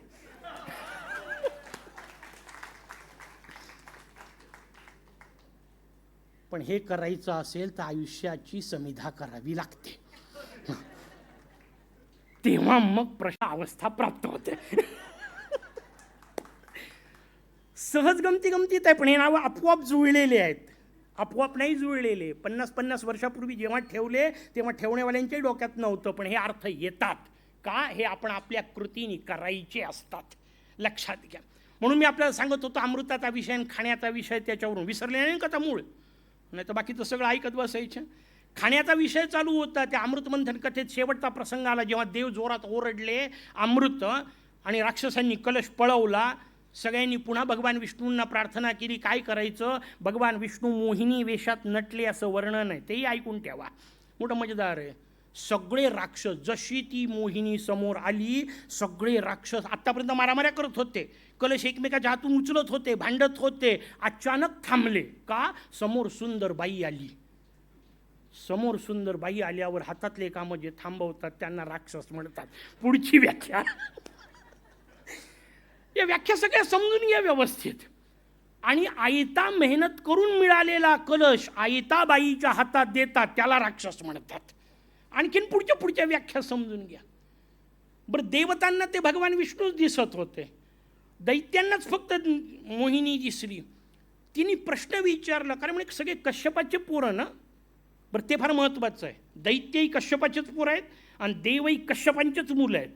तुम्हाला हा फरक का पडला, तो फार महत्त्वाचा आहे. आपल्याकडे सगळ्याच संतती जेवढ्या आहेत, पशु पक्षी वृक्ष वनस्पती, सगळे कश्यपाचे संतती, वेगवेगळ्या पत्नींपासून झालेल्या आहेत. दितींपासून झाले त्यांना देव म्हणतात, आदितींपासून झाले त्यांना देव म्हणतात, दितीपासून झाले त्यांना दैत्य म्हणतात, कद्रूपासून नाग निर्माण झाले, विनितेपासून पक्षी निर्माण झाले. तुम्ही म्हणा हे असं कसं होतं, एका माणसाच्या पोटीकडे अशी पुरं येतात? नसतात. वर्णनं समजून घ्यायच्यात. रूपकात्मक वर्णन आहेत, प्रतिकात्मक वर्णन आहेत. एकाच पित्याचे 4 संतानं वेगवेगळे असू शकतात जर माता वेगळी असेल. त्यांची आई वेगळी आहे, लक्षात घ्या. आणि आई या शब्दाचाच अर्थ आहे जीवाला जशी परिस्थिती प्राप्त होते तसा जीव बदलतो. हे शास्त्रीय सत्य आपल्याकडे कश्यपांच्या 13 पत्नी त्यांच्या वेगवेगळ्या संततीच्या निमित्ताने सांगितलं आहे. पण सोडून द्या, आत्ता तोही विषय नाही. त्या मोहिनीने विचारलं, कारण म्हणजे कश्यपाची मुलं स्नानबिन न करता खाता. आता हे प्रश्न विचारला, या वाक्याचा अर्थ न करता खात होते ना, राक्षस त्यालाच म्हणतात. पुढच्या व्याख्या, स्नान नाही, संध्या नाही, जप नाही, जाप्य नाही, देवाला नमस्कार नाही, डोक्याला काही नाही. आजकाल ते मोठे पंचायत आहे. म्हणजे वर्गात विद्यार्थिनींची गंमत करत असतो. म्हटलं मुलींनो पायात चाळ घातली का ग? मुली म्हणाले नाही. म्हटलं हातात बांगड्या? म्हणे नाही. म्हटलं गळ्यात काही? म्हणे नाही. म्हटलं कानात? नाही. डोक्याला काही? नाही. डोक्यात? अरे हे आभूषण नाही आहेत नुसते. जीवनयात्रेचा विचार सांगताना विषय निघाला म्हणून सांगतो. तुमच्या माझ्या संस्कृतीने सांगितलेली प्रत्येक गोष्ट विज्ञानाधिष्ठित आहे. नव्हे आमच्या संस्कृतीने सांगितलं तेच विज्ञान आहे. ते आम्हाला समजून घेता आलं पाहिजे.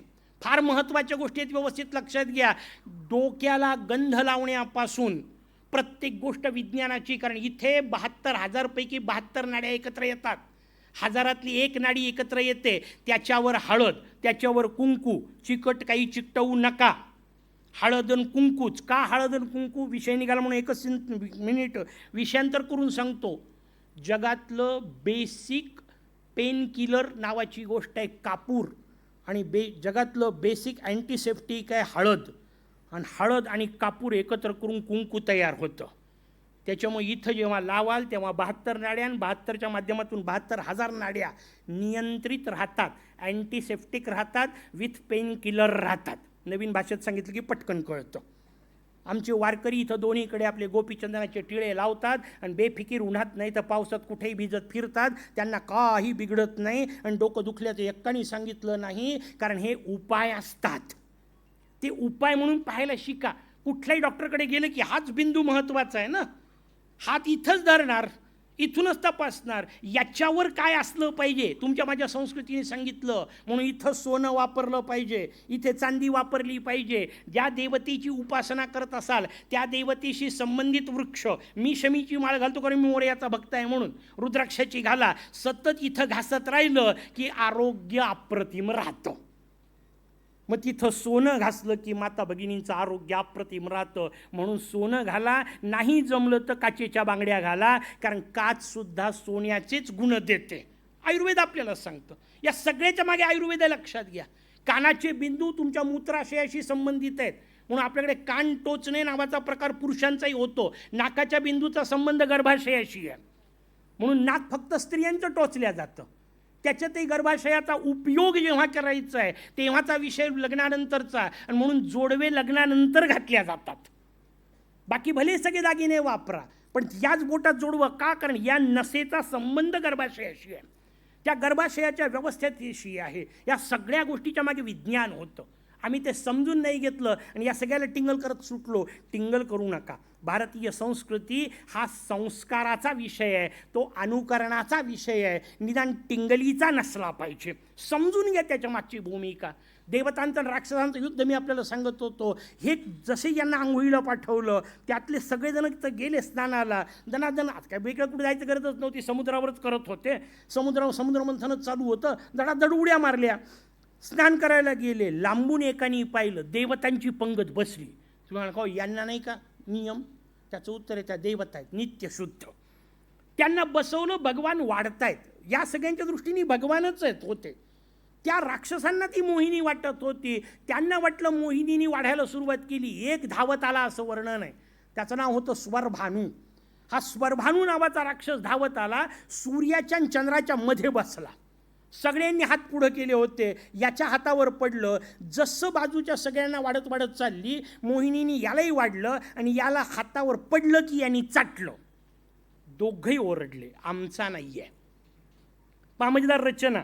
खाद्य विवेक मी आपल्याला सांगतोय, जीवनयात्रा सुंदर करायची असेल तर खाण्याचा विषय आपल्यासमोर आला, हातावर पडलं की त्यांनी चाटलं, दोघंही ओरडले, आमच्यातला नाही आहे, कारण ही भारताची खाण्याची पद्धत नाही आहे.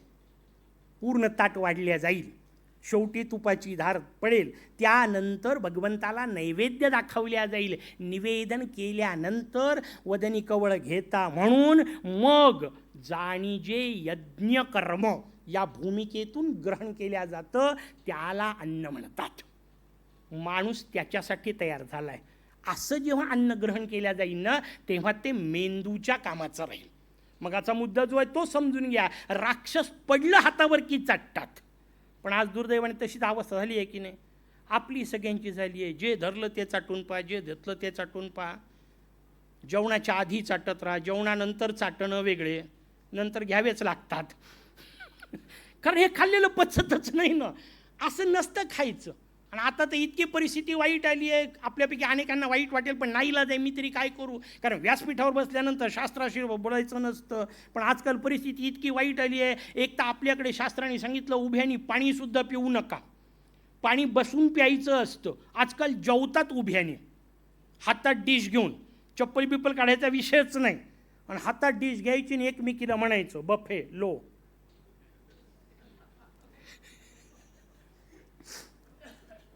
दुसरा शब्द ज्यांना रात्री कळलं ते रात्री हसले तरी चालतील, आत्ताच काही गडबड नाही. जेव्हा कळेल तेव्हा हसा, असं काही नाही आहे, पण हसा, ते फार महत्त्वाचं आहे. कारण प्राण्यांचा आणि पशूंचा फरक सांगताना मी नेहमी एक आणखीन गोष्ट सांगत असतो. लक्षात ठेवा, जगातल्या सगळ्या पशुपक्ष्यांना रडता येतं.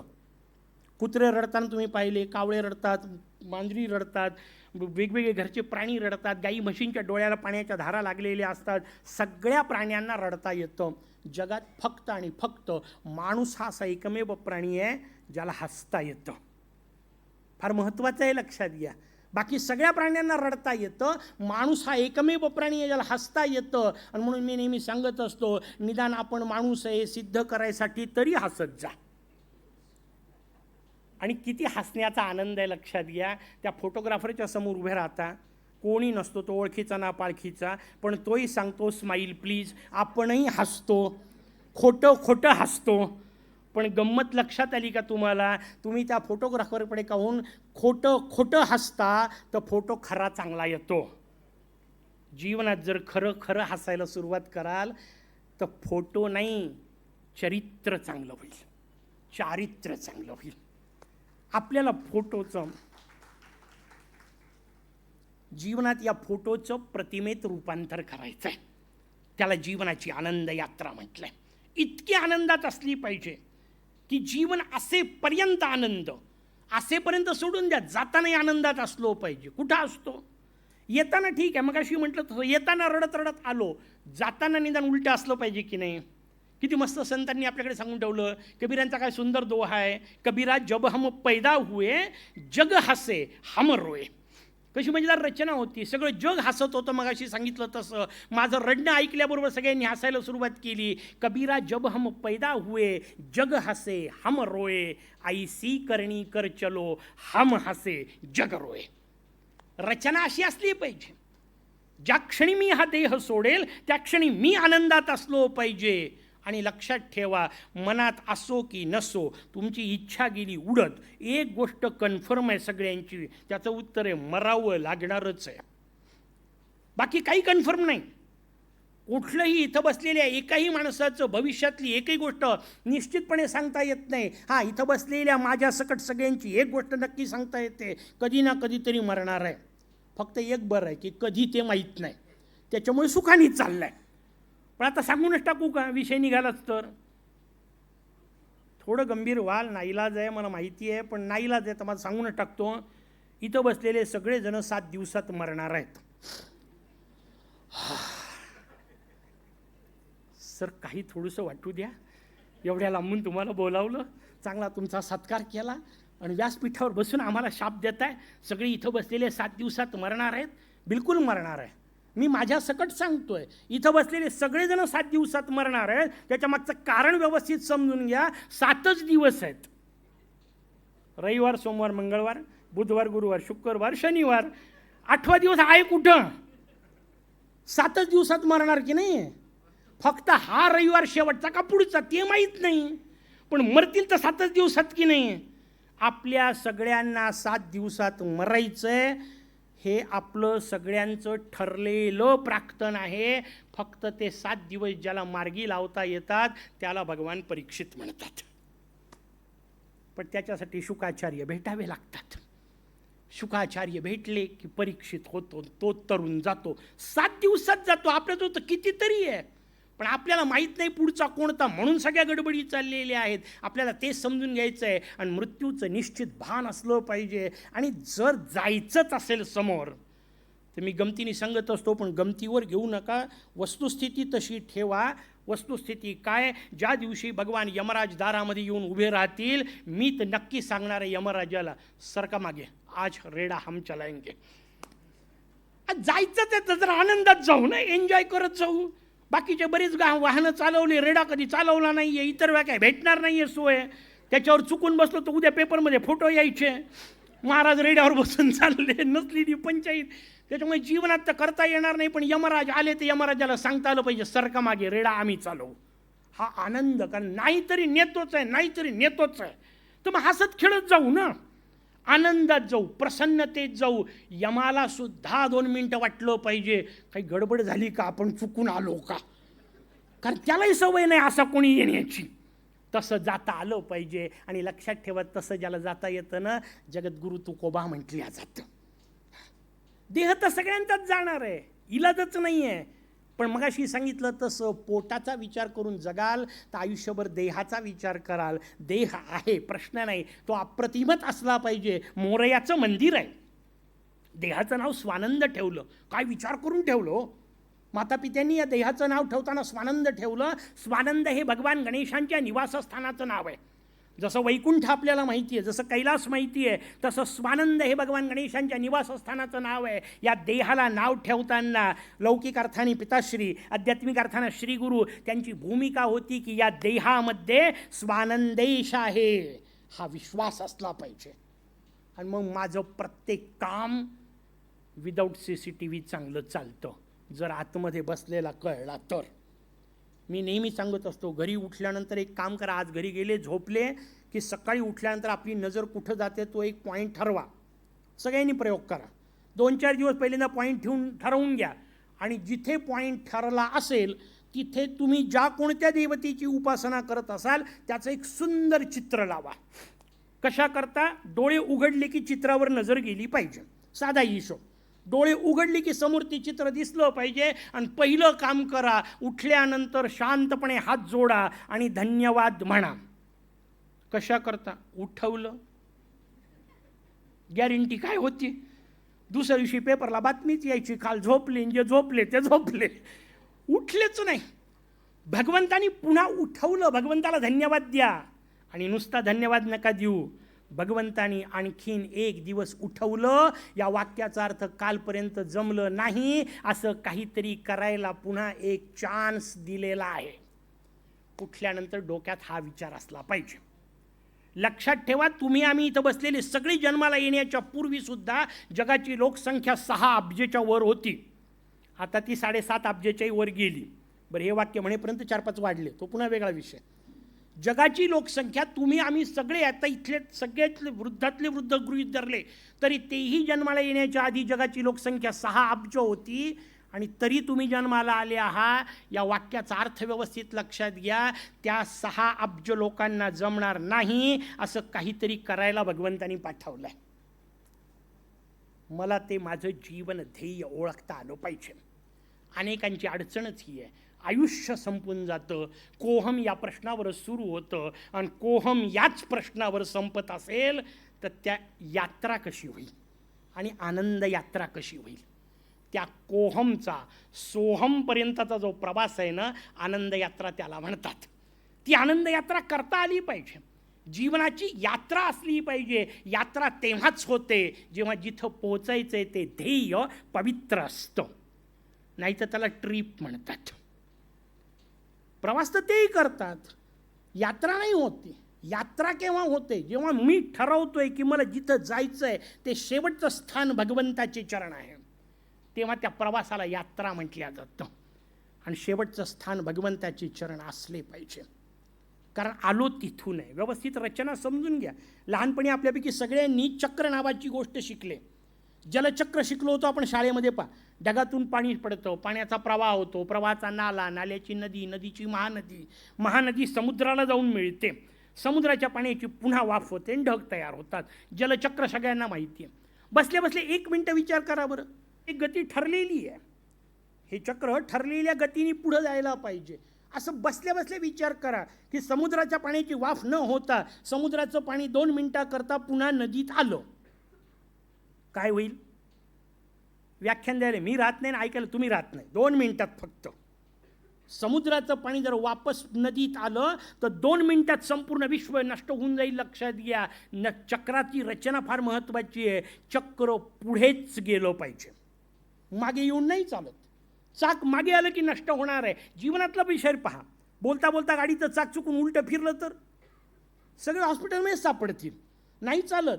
उलटं फिरणं सोडून द्या, ते फिरणं बंद झालं तरी पंचायत आहे. ते फिरतच राहिलं पाहिजे आणि ते पुढेच गेलं पाहिजे.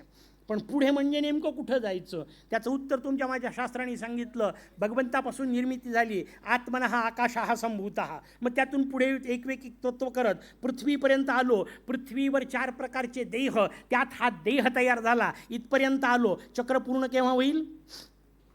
त्याचं उत्तर आहे वर्तुळ तेव्हाच पूर्ण होतं जेव्हा त्याच्या आरंभ बिंदूवर पुन्हा पोचतं.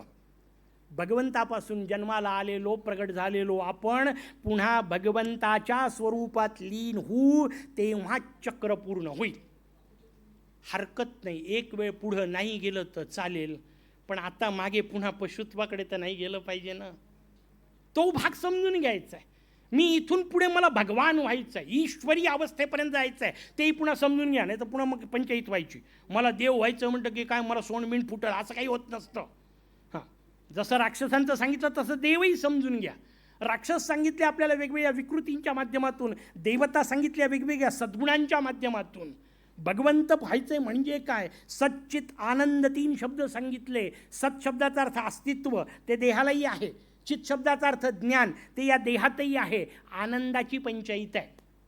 भगवान आपण याच्यात एवढाच फरक आहे फक्त, भगवान 24 तास आनंदी आहे आणि आपण 24 तास रडतो का 25वा मिळालं तर तिथं काय रडायचं याचं प्लॅनिंग करतोय. मोठी पंचायत ही लक्षात घ्या. सतत रडतो, सतत परिस्थितीच्या नावाने सतत किरकिर किरकिर करत राहणे, ही जी प्रवृत्ती आहे ती रडण्याची प्रवृत्ती आहे. आणि लहान लेकरू रडलं तर ठीक असतं, मोठाही रडतच असेल तर मग मोठा काय झाला? मोजाल कसं? आपलं वय वाढलं, ते वाढदिवस किती झाले आणि गळ्यात माळा पडताना त्याच्यात किती पदकं लावले याच्यावर नाही मोठेपण ठरत. माझ्या आनंदाचा वेळ किती वाढला, आनंदाच्या वेळेचंच निकष असू शकतो.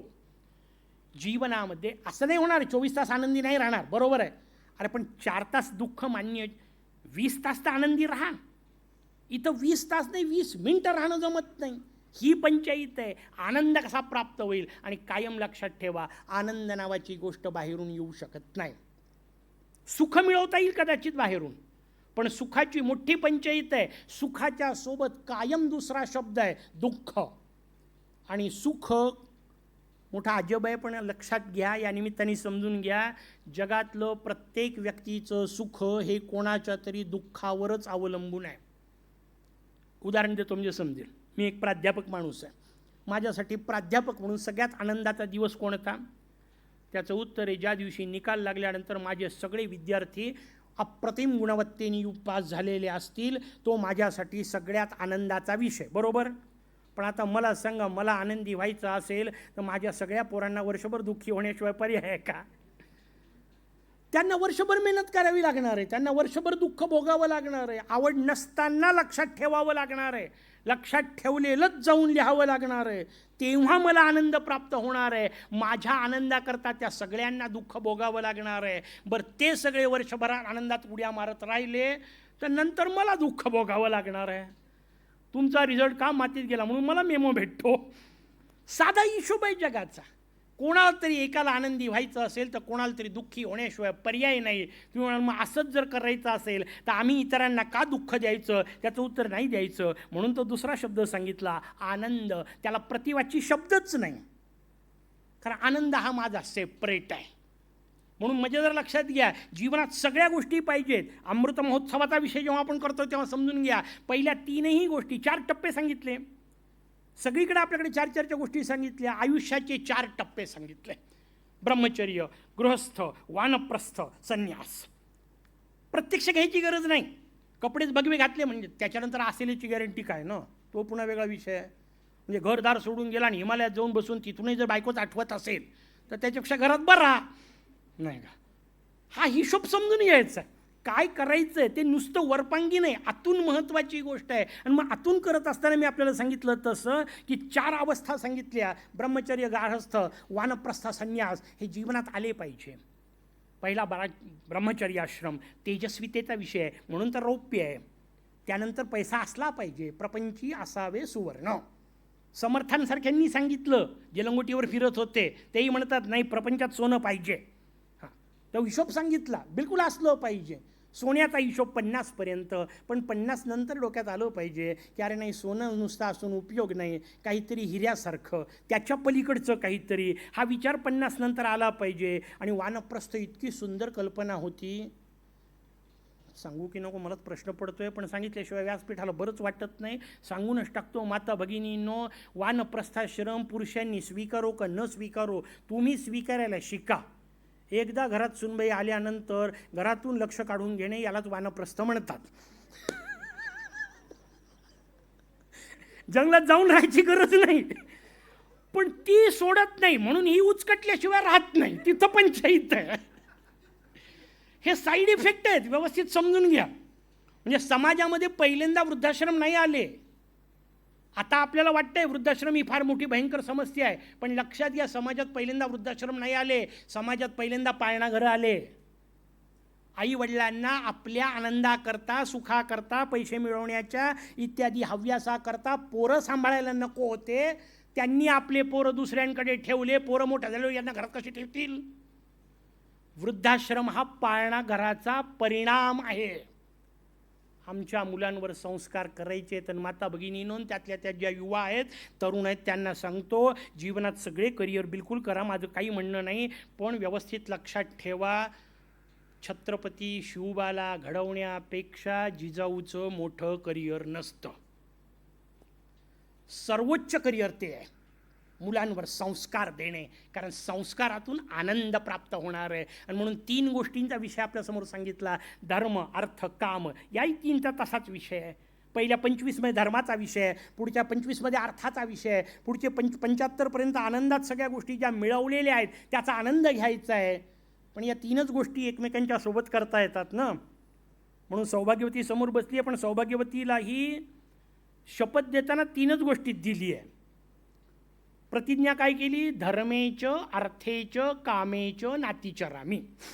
धर्म, अर्थ आणि काम या 3 गोष्टीत मी तुझ्याशिवाय काही करणार नाही. मोक्ष सेपरेट, त्याचा दुसऱ्याशी संबंध नाही. म्हणून मी तो आनंदाचा संबंध सांगतोय. मोक्ष शब्दाचा अर्थ आनंद. आनंद हा दुसऱ्यावर नाही असू शकत. संस्कृत सुभाषितकारांनी फार सुंदर सुभाषित सांगितलं: सुखस्य दुःखस्य न कोपी दाता परो ददाती ती कुबुद्धी रेषा. ना मला कोणी सुख देऊ शकतं, ना मला कोणी दुःख देऊ शकतं. जगात कोणाची ताकद नाही. जरा त्यातल्या त्यात बरा शब्द वापरतो, पण आपल्याला त्याचा भाव समजेल. जगात कोणाच्या तीर्थरूपाची ताकद नाही मला दुःखी करायचं, जोपर्यंत मी ठरवत नाही. मी वर्गात मस्त सांगत असतो आमच्या विद्यार्थिनींना, म्हणलं, मुलींनो, उद्या तुम्ही मला पेलाभर विष आणून दिलं तरी मी मरत नाही. मुली अशा विचित्र चेहऱ्याने पाहतात, एवढा भयानक आहे. म्हटलं, तुम्हाला वाक्यच तर ऐकता येत नाही, पंचायत आहे, तुम्ही झोपेतच राहता वर्गात. ते म्हटलं, मी वाक्य काय वापरलं? तुम्ही मला पेलाभर विष आणून दिलं तरी मी मरत नाही. मी पिलं तर असं कुठं म्हटलंय? प्यायचं की नाही हे माझ्यावर अवलंबून आहे ना, तर तुमच्यावर थोडं अवलंबून आहे. द्यायचं की नाही हे तुमच्यावर अवलंबून आहे, आणि घ्यायचं की नाही हे माझ्यावर अवलंबून आहे. हे ज्याला शिव्यांबद्दलही करता येतं त्याची जीवन आनंद यात्रा होते. तुम्ही मला काय द्यायच्या तेवढ्या शिव्या द्या, मी घेणारच नाही. पण आपली पंचायत आहे, आपण न दिलेल्या घेतो. तुला असंच म्हणायचं होतं. तो म्हणतो अरे नव्हतं म्हणायचं. हा म्हणतो मी तुला काय आज ओळखतो का, हे काय फुकट पांढरे झालेत का. न दिलेल्या घेतो, इथं पंचायत आहे, लक्षात घ्या.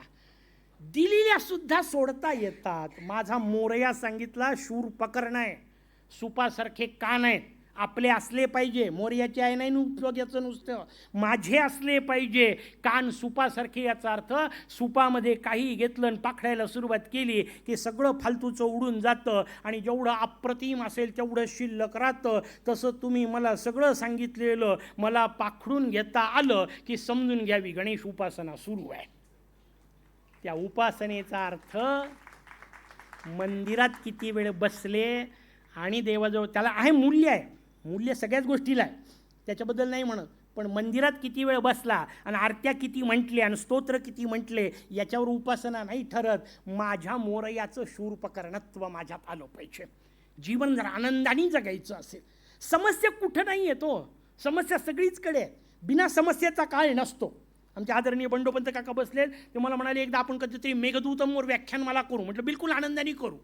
पण मेघदूतांचं वैशिष्ट्य काय मला सांगा. रामगिरीवरून मेघ निघाला, अलका नगरीपर्यंत जाऊन पोहोचला. रस्त्यात कितीतरी गावं लागले, एक काही गावातल्या उकिरड्याचं वर्णन आहे नाही आहे, एखाद्या रोगी माणसाचं वर्णन नाही आहे, एखाद्या आजारी माणसाचं वर्णन नाही आहे, एखादी घडलेली वाईट घटना नाही आहे, रडणारा माणूस नाही आहे, एकाचं वर्णन नाही. नसतील का? असतीलच की, कोण्या काळात नसतात. असणे वेगळी गोष्ट आहे आणि समजून दिसणे वेगळी गोष्ट आहे, पाहणे वेगळी गोष्ट आहे. लक्षात घ्या, असतात अनेक गोष्टी. मी उदाहरण देताना एक नेहमी गमतीने उदाहरण देत असतो की समजा तुम्ही माझ्या घरी आले, मी काय काय दाखवील. पहिल्यांदा तर माझं देवघर दाखवील, कारण तो अत्यंत आनंदाचा विषय. दिवसातला प्रदीर्घ काळ मी तिथे आनंदात व्यक्त करतो, त्याच्यामुळे माझं देवघर तुम्हाला नेऊन दाखवील. त्यानंतर माझं संपन्न ग्रंथालय दाखवील, कारण तोही माझा तेवढ्याच अभिमानाचा विषय आहे. तिकडून उठलो की इकडंच बसत असतो. ग्रंथालय दाखवील, मिळालेले सगळे पुरस्कार इत्यादी दाखवील, मिळालेले प्रमाणपत्र दाखवील, वेगवेगळ्या आनंदाच्या मिळालेल्या गोष्टी दाखवील. आत्ता मोरया मिळाला तसे सुंदर लावलेले सगळ्या गोष्टी दाखवील. आणखीन जवळचे असाल स्वयंपाकघरापर्यंत फिरून दाखवील, त्याच्यापेक्षा जवळचे असाल शयन कक्षापर्यंत फिरवून दाखवील. झालं सगळं? झालं. आता याच्या पलीकडच्या काही गोष्टी आहेत ना आणखीन, पण दाखवतो का? दार उघडून हा आमचा टॉयलेट, डस्टबिनवर पाय ठेवलं, झाकण उघडलं, ही आमची डस्टबिन, कालपासून आम्ही केलेला हा कचरा, मागच्या बाजूला नेलं उचलून दाखवलं हे आमचं चेंबर. या गोष्टी घरात असतात की नसतात? असतात. व्यवस्थित समजून घ्या. आनंद यात्रा करायची असेल तर हे सूत्र लक्षात ठेवा. जीवनात या गोष्टी असतात, याला वास्तववाद म्हणतात. दाखवायच्या नसतात, याला विवेकवाद म्हणतात. जीवन विवेकवादी असलं पाहिजे. माझ्या जीवनातले दुःख इतरांना दाखवत बसू नका, कारण मगाशी सांगितलं तसं ते पहिलेपासून हसताच आहेत. त्या रडण्यावर जीवनातला काळेपणा स्वतःकडे ठेवून घेता येतो आणि इतरांना पांढरा प्रकाश देता येतो. त्याला चंद्र म्हणतात. म्हणून इथून पुढचा उत्सव सहस्रचंद्र दर्शनाचा असणार आहे. जीवनात चंद्र पाहायचा याचा अर्थ ती कोर नाही पाहायची आहे, जीवनात ही वृत्ती पाहायची आहे की काळेपणा असेल तो माझ्याजवळ राहील, मी इतरांना चांगलं देईल, इतरांना आनंद देईल, इतरांना प्रकाश देईल. तो हिशोब समजून घ्या. आणि तो हिशोब एकदा जीवनात आला ना की किती मजेदार रचना असते. नाही आहे भगवंताच्या कृपेने निघताना अगदी पाहूनच निघत असतो, पण असं बसल्या बसल्या कल्पना करा की या शर्टवर एक किंचित काळा डाग पडला, भगवान न करो पण पडला. मी तुम्हाला खात्री देतो जेवढे इथं बसले आहेत ना, पूर्ण कार्यक्रम भर लक्ष त्या डागाकडे राहतं की नाही? राहतं. बरं तुमचा अनुभव सांगतो, चला जाऊ द्या. शाळेतले दिवस आठवा. पहिल्यांदा एक दात पडला होता दुधाचा, 28 होते तेव्हा, त्या 28 पैकी एक पडला. दिवसभर उरलेले 27 सोडून जीभ नसलेल्या 28व्या जागी फिरत होती. का? कारण नसलेलं शोधणे हा माणसाचा स्वभावच आहे. मोठी पंचायत आहे, ते नाही शोधायचं आहे. जीवनात आहे काय याचा विचार करा. भगवंताच्या कृपेने मिळालं काय कमी आहे का? हे जर तुम्हाला संपत नसेल, म्हणजे आमचा तो क्लर्क, आमचा पगारवाला जो आहे, तुम्हाला एक दिवस 10-20 वर्षानंतर भेटला कॉलेजमध्ये, आणि मला एक दिवस म्हणाला, बाकी सगळे लोक येतात म्हणे, तुम्ही कधीच विचारलं येत नाही पगार झाला की नाही. का नाही विचारत? म्हणजे मागच्या महिन्याचा संपायचा आहे, तो संपल्यावर विचार करू ना. भगवंताच्या कृपेने मिळतोय पुरेसा, संपलाच नाही, पुन्हा पुढचा मिळायची गरज काय. पण ज्यांचा मध्येच संपतो त्यांचे प्रॉब्लेम आहेत. संपवायचं नाही आहे, चालवायचं आहे. हा हिशोब आपल्याला समजून घ्या. आणि मी आता आपल्याला सांगत होतो त्या पद्धतीने की जीवनाची रचना कशी आहे, त्या जीवनामध्ये आपल्याला या चौथ्या अवस्थेवर जाऊन पोहोचायचं आहे. धर्म अर्थ काम असलंच पाहिजे. अरे पण मोक्षाचं काय? दुर्दैव अशी परिस्थिती आलेली आहे की सुरुवातीचा धर्म आणि शेवटचा मोक्ष सोडून मधल्या अर्थान कामाचे धिंगाणे चाललेत, म्हणून समाजातल्या सगळ्या समस्या आहेत. अर्थ आणि काम वाईट नाही आहे. जगातली एकमेव संस्कृती तुमची माझी जी कामालाही पुरुषार्थ म्हणते. कुठेही म्हटलेलं नाही पापाचे लेकराव. हां, एक जण होता मला भेटला, त्यांच्या धर्माच्या पद्धतीने त्यांनी मला सांगितलं, आपण सगळे पापाचे लेकराव. म्हटलं सॉरी, आम्ही आमच्या बापाचे आहो, तुम्ही तुमचं पाप बसा. आम्ही पापाचे वगैरे लेकरं नाही हो. अरे आम्ही तर मनूचे संतान आहोत. आम्ही भगवान इक्ष्वाकूच्या वंशातले, महाराज इक्ष्वाकूच्या वंशातले आहोत. तो सगळा वंश आपला आहे. इथं पापाचा संबंध काय आहे? तो हिशोब समजून घ्यायचा आहे. पण ते मागचं धर्म आणि पुढचं मोक्ष, याला जीवनाचे हे दोन चाकं ज्याला पकडता येतात ना, त्याच्या अर्थाचा आणि कामाचा उपयोग असतो. मग त्या अर्थाच्या आणि कामाच्या माध्यमातून जी केली जाते ती जीवनाची यात्रा ठरत असते. आणि अशी यात्रा करता करता मोक्षपदावर जायचं आहे, आनंद प्राप्त करायचा आहे. मोक्ष शब्द मगाशी म्हटलं तसं एकदम घाबरून जाऊ नका. हे सगळं सोडून बिडून द्यायचं, काही सोडायचं नाही आहे. फार मस्त रचना आहे.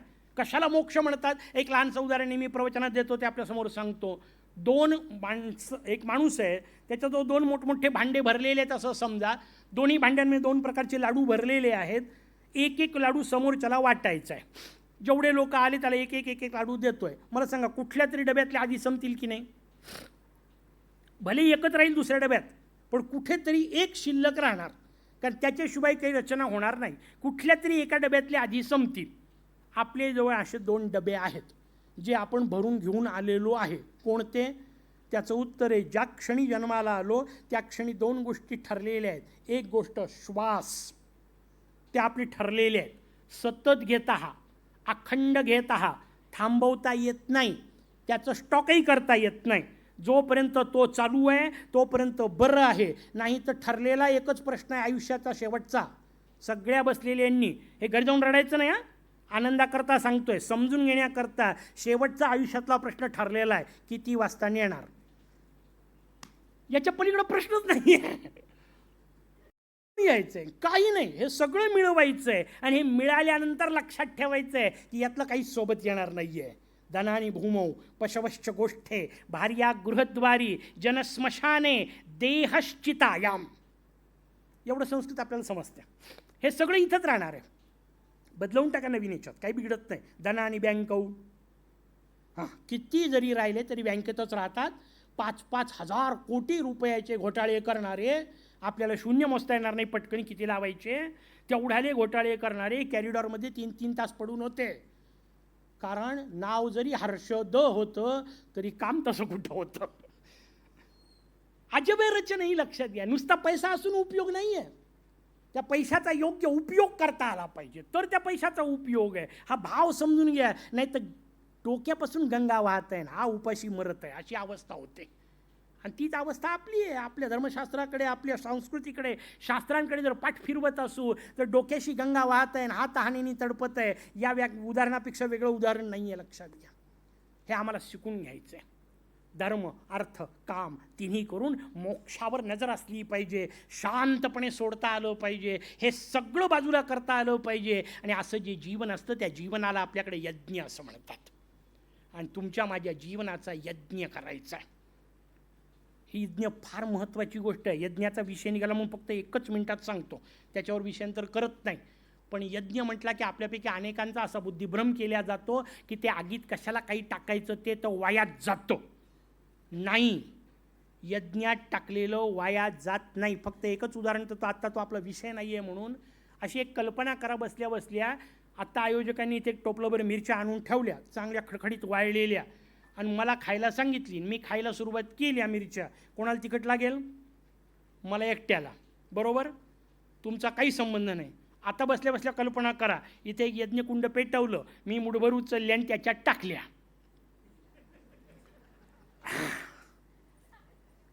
जेवढे बसले आहात तेवढे, जेवढे बाहेर आहेत तेवढे, ज्यांचं देणं घेणं नाही ते सुद्धा सगळे ठसका मारत राहतील. सगळ्यांच्या नाकातोंडातून पाणी येईल. बरोबर? या वाक्याचा अर्थ मिरची पोचली. बरोबर? दिसली की नाही विचारू नका. यज्ञकुंडात टाकलेली मिरची तुमच्यापर्यंत पोचली. मग मला सांगा, जर यज्ञकुंडात टाकलेली मिरची पोचत असेल तर तूप पोचत नसेल? समिधा पोचत नसतील? आयुर्वेदिक औषधी गुणधर्म असणाऱ्या सगळ्या वस्तू होत्या.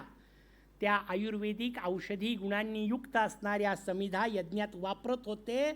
तोपर्यंत गावाला जाताना डब्बा न्यायची गरज नव्हती, कारण औषधी द्रव्य मिळत होते. औषधी द्रव्य मिळवणं आपण बंद केलं, म्हणून औषधं घ्यायचं काम पडलं. औषधं घ्यायचं कामच नाही शरीराला, कारण जर आवश्यकता असती तर भगवंताने आपल्यासोबत पाठवले असते. नाही आवश्यकता त्याची लक्षात घ्या. का घ्यावे लागतात? आपण बाकीचं सगळं खराब केलं, त्या सगळ्याचा परिणाम म्हणून त्याच्यावर वेळ येते. ही रचना लक्षात घ्या. जीवन तुम्ही व्यवस्थित करा, जीवनाची आनंद यात्रा करा. लागलाही मध्ये रोग येणार नाही असं नाही. शरीर आहे, शरीराला रोग नाही असं होऊच शकत नाही. प्रकृतीच आहे ती खराब होणारच आहे. आणि एक दिवस तर असं नक्की येणार ना, आज किती भले कार्यक्रम संपल्यावर पाया पडा, पण एक दिवस असा येईल की नाही ज्या दिवशी या देहाला हात लावलं तर घरी जाऊन आंघोळ कराल. ही वेळ यायच्या आत याला कळलं की मग ते पवित्र झालं, मग ती जीवन आनंद यात्रा झाली. आणि म्हणून मी आत्ता सांगितलं तसं यज्ञ करायचं आहे. यज्ञात तुमच्यापर्यंत पोचतं. दिसण्याचा भाग करू नका. यज्ञामध्ये सगळ्या गोष्टी पोचतात. तुम्हाला पटकन नाही लक्षात येत, तू पोचतं. त्याचं उत्तर आहे, कधीच चांगल्या गोष्टी पटकन लक्षात येतच नसतात. दूध पिल्यावर ताकद येते की नाही? इथं बसलेल्या सगळ्यांना माहिती आहे. पण असं कधी झालं का, पिलं दूध आणि आली ताकद? असं नाही होत. त्याच्याकरता वर्षानुवर्ष दूध प्यावं लागतं, ते पिलेलं पचवावं लागतं, मग ताकद येते आणि पुढं ती वर्षानुवर्ष टिकते. हां, ते महत्त्वाचं आहे. चांगल्या गोष्टींचे परिणाम पटकन होत नाहीत, पण ते पटकन सरतही नाहीत. तुम्हाला पटकनचा काही उपाय नाही का? आहेत ना, असेही काही पेय आहेत, 15 मिनिटात परिणाम होतात, पण परिणाम नालीत सापडतात आणि सकाळपर्यंत टिकतात. हे मोठे पंचायत आहे. वाईट गोष्टीचे परिणाम तात्पुरते तात्काळ होतात, पण तात्काळ झालेले तात्पुरतेच राहतात. हेही लक्षात घ्या. तात्पुरते नाही. आनंद यात्रा करायची असेल तर पक्क असलं पाहिजे. आणि मग ते पक्क असण्याकरता काय करावं लागेल? त्याचं उत्तर आहे, मिळालेला प्रत्येक श्वास भगवंताची कृपा म्हणून मिळाला आहे, त्याच्या सेवेकरता असला पाहिजे. आणि म्हणून रचना आपल्याकडे कवींनी सांगितली, श्वास हा प्रत्येक माझा नित्य त्याचे गीत व्हावे. माझ्या प्रत्येक श्वासाचं गीत झालं पाहिजे. आनंदात गुणगुणत मी असलो पाहिजे. केव्हा गुणगुणता? हा, तेही पुन्हा महत्त्वाचं आहे, नाही का? इथं बसलेले सगळेजण गाणं म्हणण्याची एकच जागा, बाथरूम. हां, बाकीकडं सिंगर असो की नसो, आपण बाथरूम सिंगर असतो. पण कधीतरी हा विचार आयुष्यात आजपर्यंत इतके वेळ आंघोळ करताना आला का, बाथरूममध्ये गाणं का म्हणावं वाटतं? कधीतरी एकदा विचार नको यायला? त्याचं उत्तर ते कोणी नसतं असं नाही, बाहेर ऐकू जातं, बाहेरचे ओरडतात बस शांत म्हणून. स्नान करताना गाणं का म्हणावं वाटतं? किती वेगवेगळे अर्थ आहेत जीवनाचे, आपण पाहिलेच नाही कधी जीवनाकडे गुढ्या डोळ्यांनी. स्नान करताना गाणं यासाठी म्हणावं वाटतं कारण तिथं 2 गोष्टी होत असतात. एक स्वच्छता, दुसरी शुद्धता. कारण शरीराचा संबंध पवित्रतेशी स्नानाचा. आपल्याकडे स्नान करताना शरीर शुद्ध्यर्थे, मन शुद्ध्यर्थे. आणि म्हणून पाणी कुठलंही वापरा, डोक्यावर घेताना शब्द असतो जय गंगे, कारण गंगा पवित्र आहे. आणि गंगेच्या सोबत गेलो की आपणही पवित्र होतो. स्नान करताना मी स्वच्छ होतो, स्नान करताना मी शुद्ध होतो. आणि लक्षात घ्या, ज्याचं जीवन स्वच्छ आणि सुंदर असतं त्याचंच गीत बहरत असतं. गीत त्याच्यामुळे येतं, म्हणून तिथं म्हणावं वाटतं, कारण तिथं स्वच्छ झाले आहे, शुद्ध झाले आहे. आता ते गीत 24 तास चालवायचं आहे. तुम्हाला 24 तास बाथरूममध्ये बसू? त्याचं उत्तर आहे, बाथरूममध्ये नका बसू, पण स्वच्छ आणि शुद्ध तर राहा. ते तर शक्य आहे की नाही? आणि मग जीवनाचं यज्ञ करायचं आहे. आणि यज्ञाच्या बाबतीत फार महत्त्वाची गोष्ट लक्षात ठेवा, जळावं सगळ्याच गोष्टींना लागणार आहे.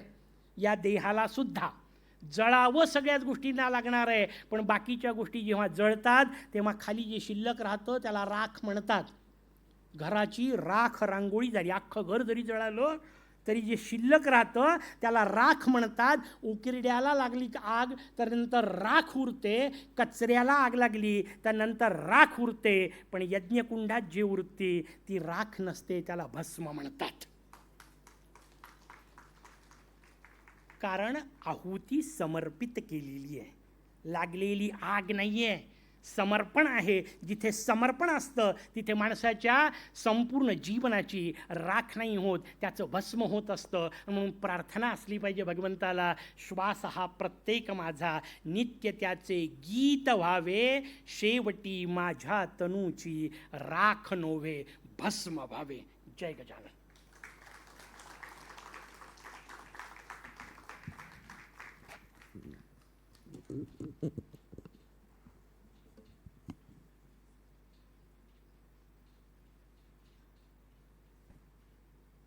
खूपच अप्रतिम. दादांनी थांबू नये असंच वाटतं कायम, पण वेळेची मर्यादाही आपल्याला बघावी लागते. कार्यक्रमाच्या समापनाकडे आपण येतो आहे. दादा खूप खूप धन्यवाद. खूपच सुंदर विषय झालेला आहे. यानंतर मी प्रशांत चेंडके यांना आभार प्रदर्शनासाठी आमंत्रित.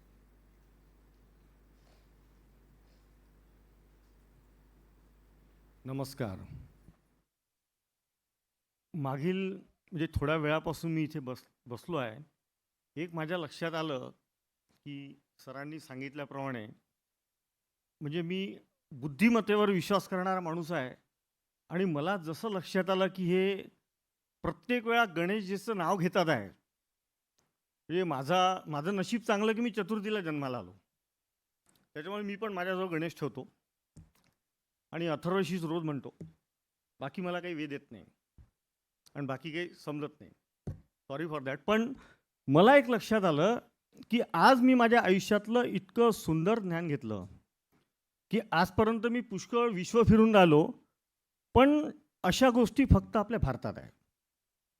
आणि भारतीय लोकांनी याला पुढे न्यावं, एवढीच. तुम्ही सगळे लोक मोठे आहात माझ्यापेक्षा, पण मी विनंती करतो की हे पुढे न्यायला पाहिजे, फार आवश्यक आहे. कारण की येणारी जी जनरेशन आहे त्यांच्यासाठी तर अति महत्त्वाचं आहे. म्हणजे माझं जर नशीब चांगलं असेल तर पुन्हा असा एक मी रिक्वेस्ट करीन समिधाला की बाहेरचं जे पोस्टर राहील त्या पोस्टरवर फक्त यंग मुलं आले पाहिजे, सिनियर सिटीजनला एंट्री नाही. कारण की त्या लोकांना हे ज्ञान फार आवश्यक आहे. कारण की मी बघतो आहे माझी कामं करताना न्यू जनरेशन लोक भलतीचकडे चाललेले आहेत. ठीक आहे, आता टेक्नॉलॉजी अडॉप्ट करणं आवश्यक आहे, सगळ्या गोष्टी, पण त्याचा उपयोग कसा घ्यावा हेही कळलं पाहिजे. तर सगळ्यात महत्त्वाचं म्हणजे तुम्ही सगळे लोक इथे आलेत, आणि आम्ही हा प्रसंग म्हणजे जस्ट असं मनात आलं म्हणून समिधानी तो ऑर्गनाईज केला. त्याच्यात तिच्या आईवडिलांनी, तिच्या भावानी, समीरनी, नंतर राधानी वगैरे सगळ्यांनी कॉपरेट करून हा प्रोग्राम केला. खूप चांगली गोष्ट आहे, आणि असे प्रोग्राम व्हावेत एवढी माझी इच्छा आहे. आणि मी महाराजांना हेच सांगतो की खरंच तुम्ही नवीन जनरेशनपर्यंत हे ज्ञान पोचवून राहिलेत तुम्ही, पण आपलं कर्तव्य आहे की ते आपल्या घरात पोचवा. काही लोकांना मी इन्व्हिटेशन देताना म्हटलं होतं काल महाराज की तुम्ही या प्रोग्रामला या, ऐका, घरामध्ये पॉझिटिव्हिटी वाढेल. मला माहीत नव्हता विषयांचा काय म्हणून, मी आज यांना पहिल्यांदा ऐकलं. ठीक आहे, पण मी त्यांना सांगितलं की म्हटलं मला असं वाटतं की घरी सगळ्यांनी यावं, सिनियर सिटीजन्सपासून तर न्यू जनरेशनपर्यंत. कारण की हे ऐकल्यानंतर घरात पॉझिटिव्हिटी एवढा मला कॉन्फिडन्स आहे म्हटलं, आणि ही सत्यता आहे, हे पाहिजे. धन्यवाद तुम्ही सगळे आल्याबद्दल. आणि महत्त्वाचं, खूप दुरून दुरून लोकही आले आहेत, त्यांना पण मी धन्यवाद देतो. काही माझे मित्रमंडळी आले आहेत वेळात वेळ काढून, कारण की त्यांनी सांगितलं वेळेचं महत्त्व का महत्त्वाचं आहे. कारण की स्टार्टिंग आणि एंड, मोक्ष यातला फरक आज मला समजला. त्यातल्या मधल्या काही गोष्टी मी डिलीट मारणार आहे आजपासून, हे पक्क केलं, नक्की, बिलकुल प्रॉमिस आहे. धन्यवाद सर, थँक्यू व्हेरी मच.